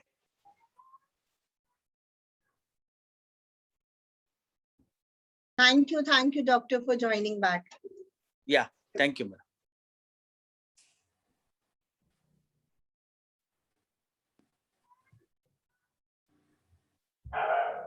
Mr. Rajesh Ketkar has a question. The first one, that doctors say that children should not learn sign language because it will hamper their speech. And the second, the speech therapist also say you should not practice sign language because it can hamper your speech also. And the third one, third one, you can, it would be better if you can write an article on the, that the having the cochlear implant and the sign language would be beneficial for the children. Then the Mr. Rajesh Ketkar can, spread across to the all the deaf people and whoever is not aware, so that they could understand that one doctor is supporting for this thing, that having the cochlear implant and also sign language is also a beneficial thing. So if you can write something, then they can spread across. So he is saying that he would like to connect with you, your association, so that they could give the example, because a lot of people would say that whenever he say no, you can learn sign language also and the cochlear implant, along with the having the cochlear implant. But then they would say, are you a doctor? So he would just got stuck what he could answer in that situation. So write something on it. To spread the right message, one need not be a doctor. One should be having wisdom. That's more than enough, isn't it? That people should understand. Okay, developing one language, learning one language will not come in the development of another. So that also we should understand. And as you told, I will try to propagate this among the hearing challenged community and doctors community, just to encourage both the sign language and the speech skills. So both are very important, and the earlier the better. They cannot be learned when the child has become adult or they already established one system of language. You cannot change it, but it can be definitely done at the time of entering the school. In the school age, the child can have the best period to develop multiple languages.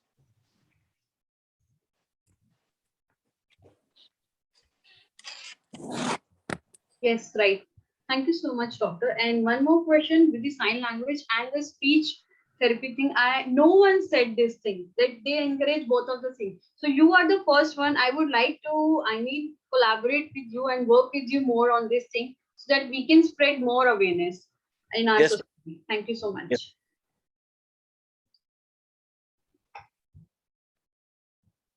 Okay. Now.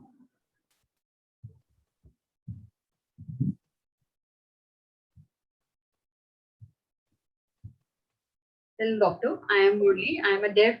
I have the Deaf Readers Foundation Association. So I have been counseling and teaching a lot of the deaf people about the cochlear implant, and people who are having any mental illness, and who there are a lot of issues. Deaf people who are facing challenges. There are issues.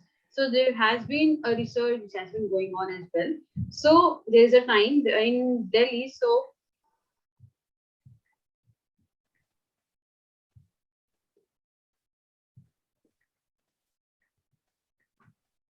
okay, so there has been a conference related to the cochlear implant, how the hearing challenges could be resolved. So there has been a conference held in Delhi. So I was a one doctor only. I was a one participant only. And there was a lot of doctor over there, and they said that there has been a research going on, and they said they asked me the questions, and I said that I would like to explain something over here. So whenever you buy a new bike, right, you have to pay for the insurance, right? If you met with an accident, you will get the claim, correct? So likewise, if I'm having the if we have the cochlear implant, right, you should provide us the insurance as well. If it will damage our health or our body, then you could provide the claim of the insurance, right? And everyone just got stuck. They couldn't answer my thing. I said, that's it. That is my suggestion. That sometimes it would be possible cochlear implant would not work 100%, maybe 50% it would be beneficial. So what would be the thing you can provide to us in that case? So that's my idea for you, my suggestion, that you can have the insurance claim for us. So because then we would feel that we are not at loss, right? So that I could suggest that thing. Yeah. Yeah, if see, normally the insurance companies which are regulated by IRDA, insurance regulatory authorities, okay, they have developed their own policies. So usually they will not cover insurance for congenital problems, born Sorry. congenital problem. That is born with a problem. These the insurance cover doesn't cover. It can be a cleft lip, it can be a cleft palate, it can be any other disease. Any congenital disease is not covered by the insurance people. So also the cosmetic surgeries are not covered by the insurance people. Like that, they have Just a minute, sir. cosmetic surgeries Cosmetic surgeries like? are not covered by the insurance companies. Cosmetic surgeries are like? Are not covered by the insurance Okay. company. Okay, congenital diseases and cosmetic surgeries are not covered by the insurance companies. So these are by the policy makers. Okay, and even if they want to bring a insurance for the implant, then there'll be a lot of premium which is being collected. They will collect. The parents have to pay a lot of premium. How many people can afford that type of premium? Okay, so that all these factors have to be discussed with the policymakers, and then we can impress on the regulatory authorities to bring insurance policies for cochlear implants. And these cochlear implants are not manufactured in India. They're not, all are imported. The government of India is helpful in abolishing the customs duty for these implants. So in that way, government is helping the public to reduce the cost of the implant.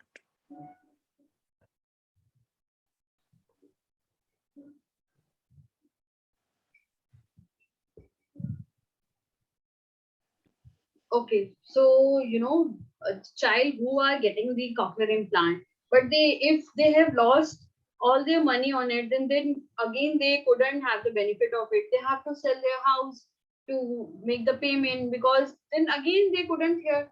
Say, so they have been losing on their money. They took loan. So how we can resolve that issue? Family, it's not the right thing, to sell your house to get the loan. If you are financially strong, that's okay, but some people, they have been selling their personal things, so we have to counsel those people. So that's what I said. That's why I said, so all these things should be covered at the time of counseling the patient for the implant. So patient should not go away, our parents should not go away with the idea that once implanted, the child will develop normal speech just like a magic wand. Cochlear implant is not a magic wand. It is the beginning of a long journey, which I said. Once you get implant, there are a lot of problems which you have to face. If you don't have implant, there's no problems due to implant. But implant comes with a price, heavy price. Yes, if you can afford that type of thing, then yes, you should go for this technology. Otherwise, the alternative is there. That is the sign language. And the implant can always, the device failures can happen. If not now, after a few decades, a device failure can happen. That time, child would have developed some speech skills, and these speech skills may deteriorate.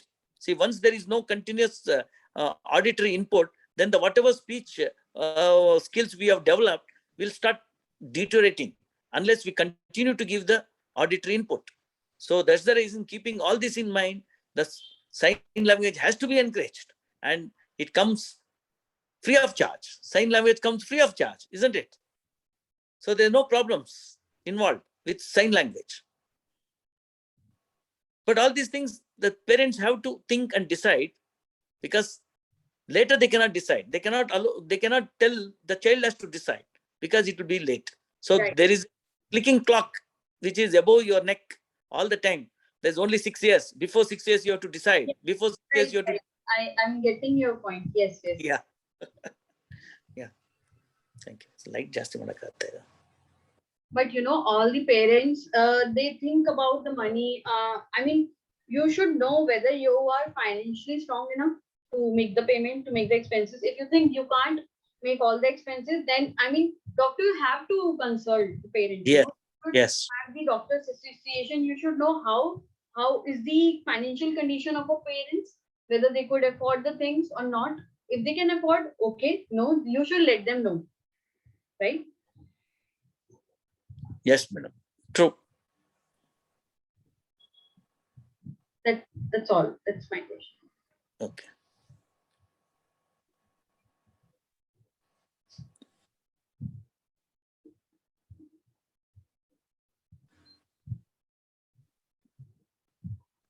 To tell you, the deaf people and the interpreters too, that we are extending a time of 15 minutes, and I'm very sorry for everyone's taking everyone's time.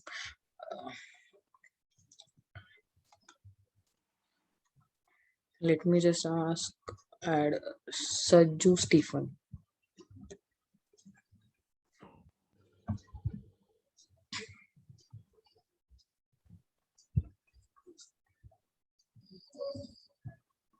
So, likewise, we have World Hearing Day.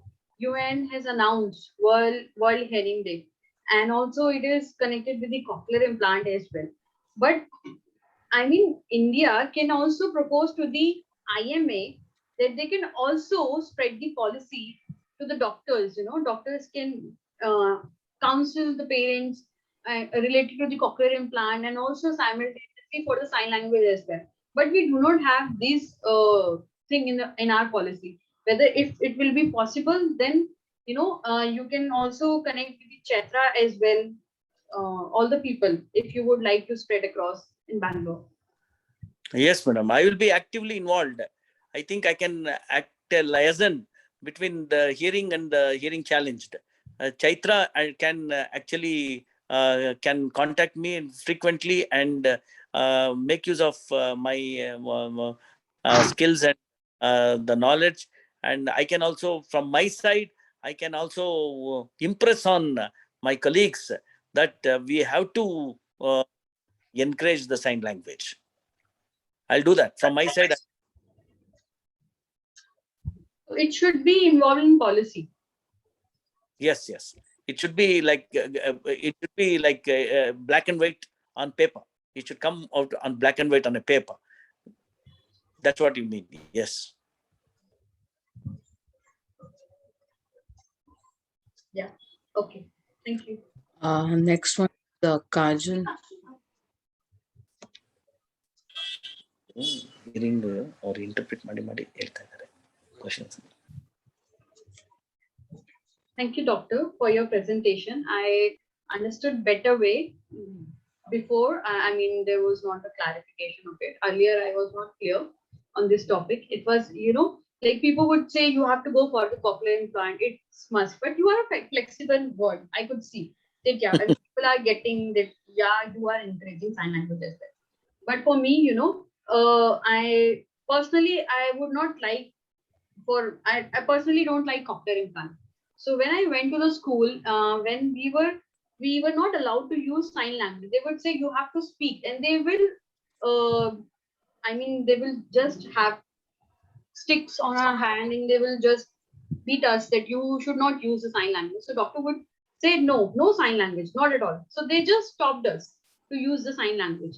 So we were just thinking why we have been not allowed to use the sign language. But I was lucky. My father, who was working in the army, and he got transferred to the other place, and that place, they said you. So the principals.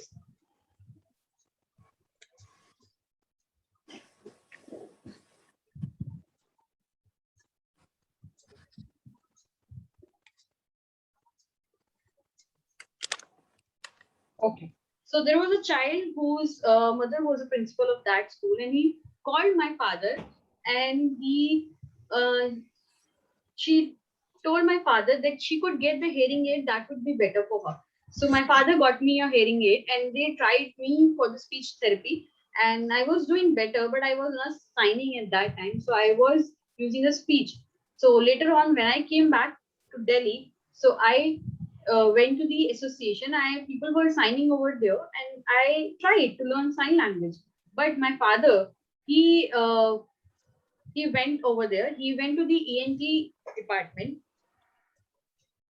and there was some program going on. So the doctors again met with my parent, and he again told my father that your daughter should get the cochlear implant. But that principal, the who talked to my father earlier, he told my father that cochlear implant is not good. It's not good for your children, because it's like, it's our body which has been made by God, correct? If we have any problem, we in our eyes we use specs, correct? So when deaf people couldn't hear, they can use the hearing aid. Or if we are having any limbs issues, then we are having artificial limbs, correct? But when if we are deaf, they will just say that you have to go for the cochlear implant. So we had a fight with the doctor. They said, no, you have to go for the cochlear implant. So when I met that person, after that, the boy the other deaf child, he was so good earlier, but later on he got the cochlear implant. Then he lost his vision, and he can't walk alone. He has to go along with someone. So then I saw that person who didn't have the cochlear implant. Later on, I saw his worst condition. So that's why I am not agree for the cochlear implant at all. But while watching you being a doctor, I mean, I would say you are a flexible one. Wow, that's the better thing. I would like to hold on you. I want doctors like you who would, I would like you to have the conference or with the doctors. We should not force the parents to get the cochlear implant. We always give the options to them. Then sign language is also available. Yes, yes. They people think that they would not have their child to have the deafness. But when I say that I have seen that person who got the cochlear implant later on, so parents are not at fault, because they have not been given any option. So it's parents' responsibility. We get it, but you have to inform all the pros and cons of it, right? Because I've seen a lot of deaf people who got the cochlear implant later on. They can't play, they can't swim, because they could have a problem with it, right? So whenever we say you come play with us and let's do swimming and all this, and say no, they always feel shy and they are not, open up. So yeah, right now, people are just discussing the things. There are people who were not clear and they were not saying things before, but now they are being opening up with the cochlear implant thing. So I know that you, being a doctor, you are giving us the positive, you are giving us the hope that yeah, doctors can also counsel. So we should not stop to use the sign language. What is the reason? I do not get it. Why doctors say no for it? If we have the sign language as our language, if I could hear properly, so it's not related to the sound. It's the language is connected with the brain, right? So for the deaf people, we learn language for the visual thing. So the brain part is on the topmost. It's not the sound. People always prefer that people should hear, but they do not. See, the child should have the learning of the language, not not only listening the sounds only. So that would be my suggestion. If you could have the association and you could just spread across in the doctor. Yes, madam. Well, definitely we'll do. In this particular case, which you mentioned, that that child was doing well with the hearing aid, you said. Then when that's why in my presentation I told the person who is having a benefit out of hearing aid is not a candidate for cochlear implant. That's what I told you. If hearing aid can can help him in developing speech skills, then there is no role for cochlear implant. Okay, this particular patient whom you are mentioning, which came through the principal was right in telling that don't go for cochlear implant because the child is developing with hearing aid.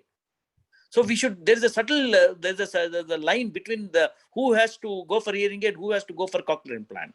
So that's the reason we do what is called hearing aid trial. We see whether the child can improve hearing and speech skills with the hearing aid alone. If it does, then the chapter is closed. We give the hearing aid. If the child is not developing speech skills enough, then only we are giving the option of cochlear implant. And one swallow doesn't make full stomach. So this particular child said underwent cochlear implant and had a visual problem. Is no way cochlear implant has any relation with the visual loss. They're not connected. They're probably coincidental. At best, we can say it can be explained by coincidence. That's all. But in no way one sensory organ is getting damaged just because you're increasing the function of another sensory organ. That will never happen in our body. The cause for hearing loss is entirely different, and it is not cochlear implant.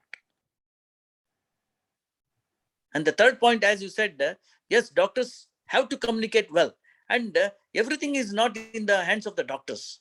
So blaming everything on the doctors is also not right. Doctors would have told everything about the surgical procedure. You would have told about the complications, indications. At length, you would have told, and you would have also told to some extent about the expenses involved. But there is a counseling session before the surgery, and the counselor is basically a psychologist who is a qualified psychologist who actually lies in between the doctor and the patient before surgery. And the information will be given by counselor. All the information will be provided to the patient and the parents. So we cannot blame everything on the doctor. And the cost of the implant is so much. And that is again not fixed by the doctors. Doctors are trained to implant. They have skills to do surgery and implant. That's the reason. That's all. But all other things, rest of the things, even the cochlear implant, the role of doctor in the cochlear implant is minuscule. It is only to implant. But the journey begins there. After implant, the journey begins. And that is taken care by the speech pathologist and the audiologist, who will actually give proper rehabilitation. So one thing you should keep in mind, that doctor's role in cochlear implant program is very limited. And it is only he does the implant procedure. That's all. But the rest of the things should be done by the speech pathologist, audiologist, psychologist, and counselors, and teachers for the deaf children. And all these people are necessary for the rehabilitation. Doctor's role is very limited. But of course, since doctors have a good position in the society, they should use their good office, and they have to promote both the languages, sign language and the speech skills. Both have to be equally encouraged. Thank you.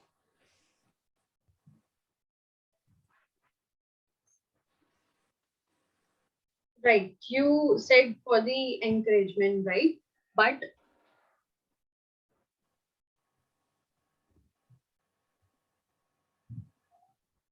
so for encouraging for both of the things, I do understand your point. But doctors, whenever they say that sign language is not useful, cochlear implant is useful, but then parents would say it's expensive. They would say, no, we are providing you free of cost.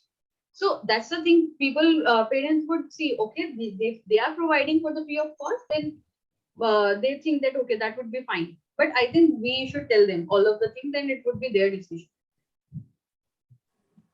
Yes. Communication, communicating with the patient is very important. As I repeatedly am telling, that preoperative counseling is very much necessary, and parents should understand the expenses involved.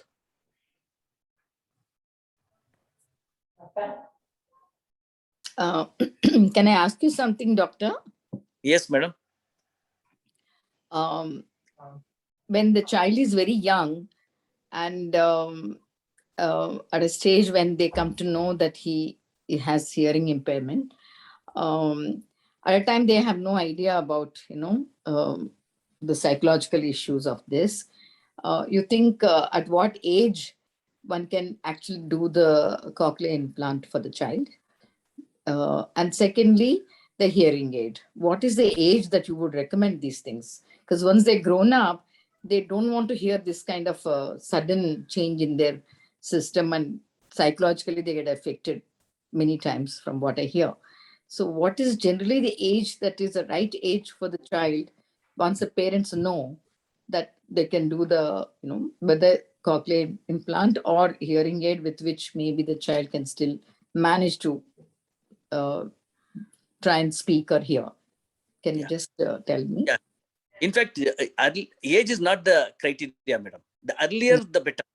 So if you can, the earliest child which has been implanted in the world, according to literature, is about 4 months child. has been implanted. Okay, age is not the criteria. For a simple reason, the inner ear and cochlea is 90% formed. It is just like adult. 90% of the adult size it would have already had at the time of birth. See, nature, when it closes one door, it opens the another door. See, child as the nature gave a deaf child, but the cochlear turns may be intact and it is of adult size. So we can use the implant and we can implant all the electrode array into the cochlea. So age is actually definitely not the criteria. The fitness for anesthesia, the child may be a low birth weight baby. Okay, so we'll wait for the baby to gain the adequate weight. We can withstand anesthesia procedure, which withstand the surgery. Okay, and the preoperative assessment, all these things may take some time. Preoperative vaccination, all these things may take some time. So maybe 4 months to 6 months. If by 4 months to 6 months, if we establish the diagnosis of bilateral profound sensory neural hearing loss in a child, then you can go ahead and implant. But the upper limit is up. So before 6 years, because of the cerebral plasticity, you have to implant the child to get the best results. After 6 years, every day, the efficacy of the implant reduces. Okay. And once it is implanted, there is again, we have to update it or anything, or it's for lifetime? Yeah, it is supposed to be for lifetime, but you are asking a question. The child is now 6 months old. Child is going to live for next 80 to 90 years. So we don't know what will happen to that implant. Right now, the implants are hermetically sealed. The tissue fluids will not actually damage. A lot of research has gone into it, and they have come out like a pacemaker. So the pacemaker technology, the pacemaker is given for the heart. The same technology is being applied for the cochlear implant also. It's supposed to be lifelong, but we don't know what will happen next 40 years ahead. We don't know what happens. Device failures can happen. It's an electronic apparatus, prosthesis. Anything can happen. So it is supposed to be for lifetime. In case there's a device failure, one has to remove that explant. That is called explantation. One has to explant and then put an implant again, a fresh implant. One should be ready for all these things. Yeah. But if one is given within 1 year, say, after checking physically, the child is ready for such an implant and to be able to take anesthesia. And so do you feel they can be almost like a normal child? They will be normal child, except that they are hearing deficient, hearing challenged. Otherwise, they're not. No, after this cochlear implant, yes, they will be normal. Yes, after implant, other than hearing challenge, rest of the things are normal. The child will be playful. The child now with the implant, they can hear properly. They can speak also. Yeah, with the implant, that again depends from one child to another child. It depends upon the density of population of hair cells in the cochlea. It differs from child to child. If the child has good number of hair cells, then the child will have a good benefit. It is like hearing loss. People are using hearing aids, isn't it? Some children will have moderate hearing loss. Some children will have mild hearing loss. In the same way, in a profound hearing loss patient, the results depend on the density of hair cells available in the cochlea. If they have good number of hair cells, then they will have good number of sound signals, and so they will develop speech skills. So they can never be like a normal child. They're definitely they have some in some way they are having differently abled, different ability compared to the other child. But in the way of cognition, memory, comprehension, and physical activity, their intelligent quotient, all these things will be normal. The social behavior, everything otherwise will be normal. But doctor, that is otherwise anyway normal in everybody now. Yes. So what is the benefit? The benefit is these children can develop speech skills. Speech skills. If we left, if we don't do, then they have to develop only sign language. But now there is an opportunity for them to develop both sign language and the speech skills. So they have got two languages. One is speech skills is one language and sign language is another language. So they can act like a tool between the hearing challenged community and hearing majority community. Isn't it? It is good, no, for them. How much does it cost? So somewhere the basic cost is about 6 lakhs. And surgical cost will be about 60,000. And 60,000 every year they have to spend for the rehabilitation. First 2 to 3 years, rehabilitation is necessary.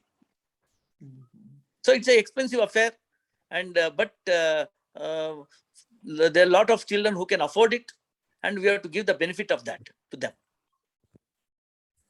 We don't get statistics of how many people are like, born this way. I don't know. My Hi, Anjali would like to take a minute.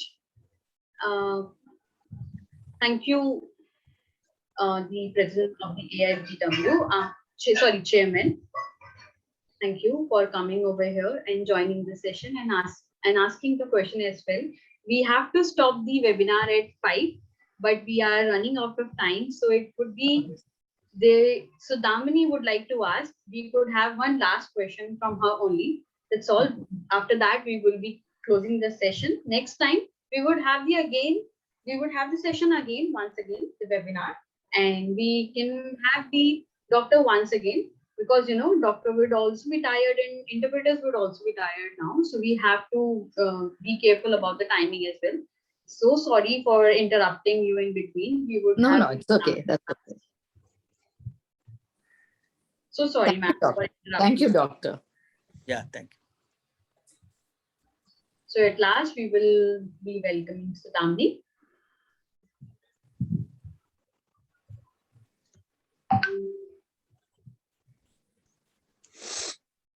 Saudamini is here. Thank you for giving me the opportunity at last. Thank you, doctor, for your presentation in an AIFDW. Thank you so much. I am Saudamini. I am right now pursuing LLB. I got the scholarship. So it's I'm in the 3rd semester studying for it. So I would like to ask, related to the RPWD Act 2016, all the rules have been mentioned over there that the interpreter should be provided to the deaf person whenever a deaf person visiting the hospital, right? Whether it would be a private hospital or the government hospital. In section 15, in section 15B, it says that interpreter should be provided. But in my opinion, that it talks about the cochlear implant as well, that it would be provided free of cost. But what about the interpreter's accessibility? Why it has been missing? We do not find the interpreters at the hospitals. Second thing, whenever the people are getting the training on the health training, they should have the knowledge related to the disability, but they are missing on the information, right? They don't know how to deal with a deaf person. So whenever a deaf person is visiting the hospital, they can't write, they can't read. So with the interpreter, they would get the accessibility, right? So it's mandatory. It's hospital's responsibility. But why it's been mentioned in the law, but why we are not getting the interpreters in the hospital? I would like to know in this part. I feel there is a lot of dearth of interpreters in India. We don't have enough interpreters, because interpreters, they have to learn the sign language.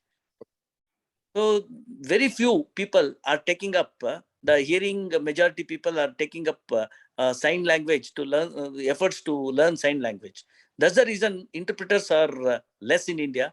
So not only hospitals, everywhere the interpreters should be available. Not just hospitals, they should be available in government offices. They should be available. One interpreter should be there in every building who can liaison between the hearing challenged and the hearing people, isn't it? So that problem is not just in the hospital. It is in the post offices. It is there in the government offices. Wherever you go, there are no interpreters. So that's a sad story. And I think it is not just, it applies only to India. It applies to the whole world. Yes, we have the institution, Indian Sign Language Research and Training Center, ISLRTC. People are learning over there, and they should be sent to the hospitals or any places for the internship, right? So it's to rehabilitate and to provide rights to us, correct? So we should have the interpreters at all the places so that we can actually exercise our rights. But missing on the information, that's the wrong way, right? We do not get the complete information in the hospital. Another way of solving this problem will be every patient have the right to get the information to decide for themselves. The best way to, the simple and the best way to solve this problem, social problem, is if a child in the deaf hearing challenged family, either parents or sisters or brothers, one of them at least should compulsorily take a course on sign language, then there will be enough number of interpreters, and that will actually help the whole country. Yeah, that's the problem. I would like to say the family members of the deaf people do not support them. They can't communicate. They have the misinformation. They have the misrepresentation of the deaf people. So that's the problem. We should have the professional interpreter. I know we are going step by step. We would have the more interpreters, but I want in hospitals, interpreters should be over there. Because CODAs, child of deaf adults who, or maybe siblings of deaf adults, SODAs, they take the more, responsibility. And also they could interpret well, professionally as well, between the hearing and the deaf community. So we should have the more exposure, and we should have the doctors who would know the rules, would have been, actually mentioned. And we should have the policy as well to have the better access for it. So that's the point. We are always on the interpreter's part. The concept of interpreters is slowly rising. In one decade, in this decade, I can see a lot of news channels parallelly. They are having picture in picture. Okay, they are having the interpreters with the sign language. So I think if in every TV or movie, the subtitles are coming. No, subtitles are coming like that. One has to make a effort to have a picture in picture, and there should be the sign language also in real time. The sign language should be presented, so that all the people hearing challenged and hearing normal, all these people will have the benefit, isn't it? A language should not be the criteria today. Today, as you see, language is not the criteria. Because of subtitles, one can see any language movie or any language news channel one can see. In the similar way, it should not. It should also benefit the hearing challenged people. So we should have interpreters showing picture in picture in all the social media.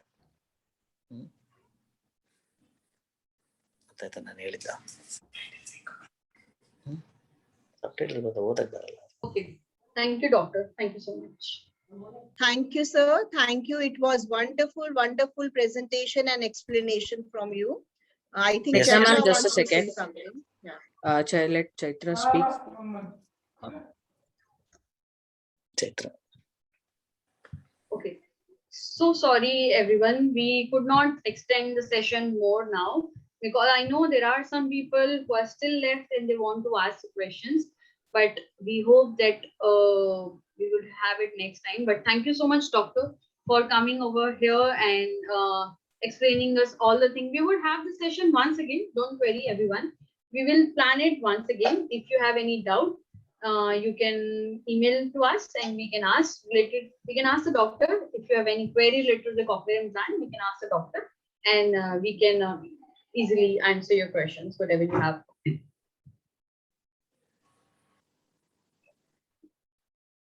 Thank you, Chaitra. Doctor and the interpreters, thank you so much. Interpreters, yeah, thank you. And I hope now many doubts are clear. And thanks for your patience, doctor. You answered each and every questions with so much patience and gave them so much clarity. It was required, really required. And you are right. I hope everyone understands now. Cochlear implant, only a doctor is not responsible for that. It is a teamwork. A doctor, the therapist, the psychologist, every person is equally responsible for the outcome of what is going to come after the implant. So it's better to understand, and if we are able to get benefit from the technology, We must come forward and accept that. And thank you so much again. Thank you, Rajaman, and thank you, Karnataka Foundation. Yeah. For Thank you, Chaitra, for the Karnataka Foundation for doing this excellent function. And it's so unique and very needed. Doctor, thank you very much for answering all the questions. And thanks for the Karnataka organization, deaf organization. You've done great work. Congrats, Chaitra. Yeah, Anjali Rane here. I would like to inform all of the deaf leaders who have joined today. If you have any doubts, any query, and some people might get the information today as well to the webinar. Maybe their doubts were cleared too today. Doctor explained it so well, and we would like to thank you, Doctor, as well. And also, I would like to thank Islia to give us the professional interpreters, and I'm so glad to see both of the interpreters and working so professionally. Thank you so much. Hope we will have the session once again in the future. Thank you so much, everyone. So now we are closing the session. Leave.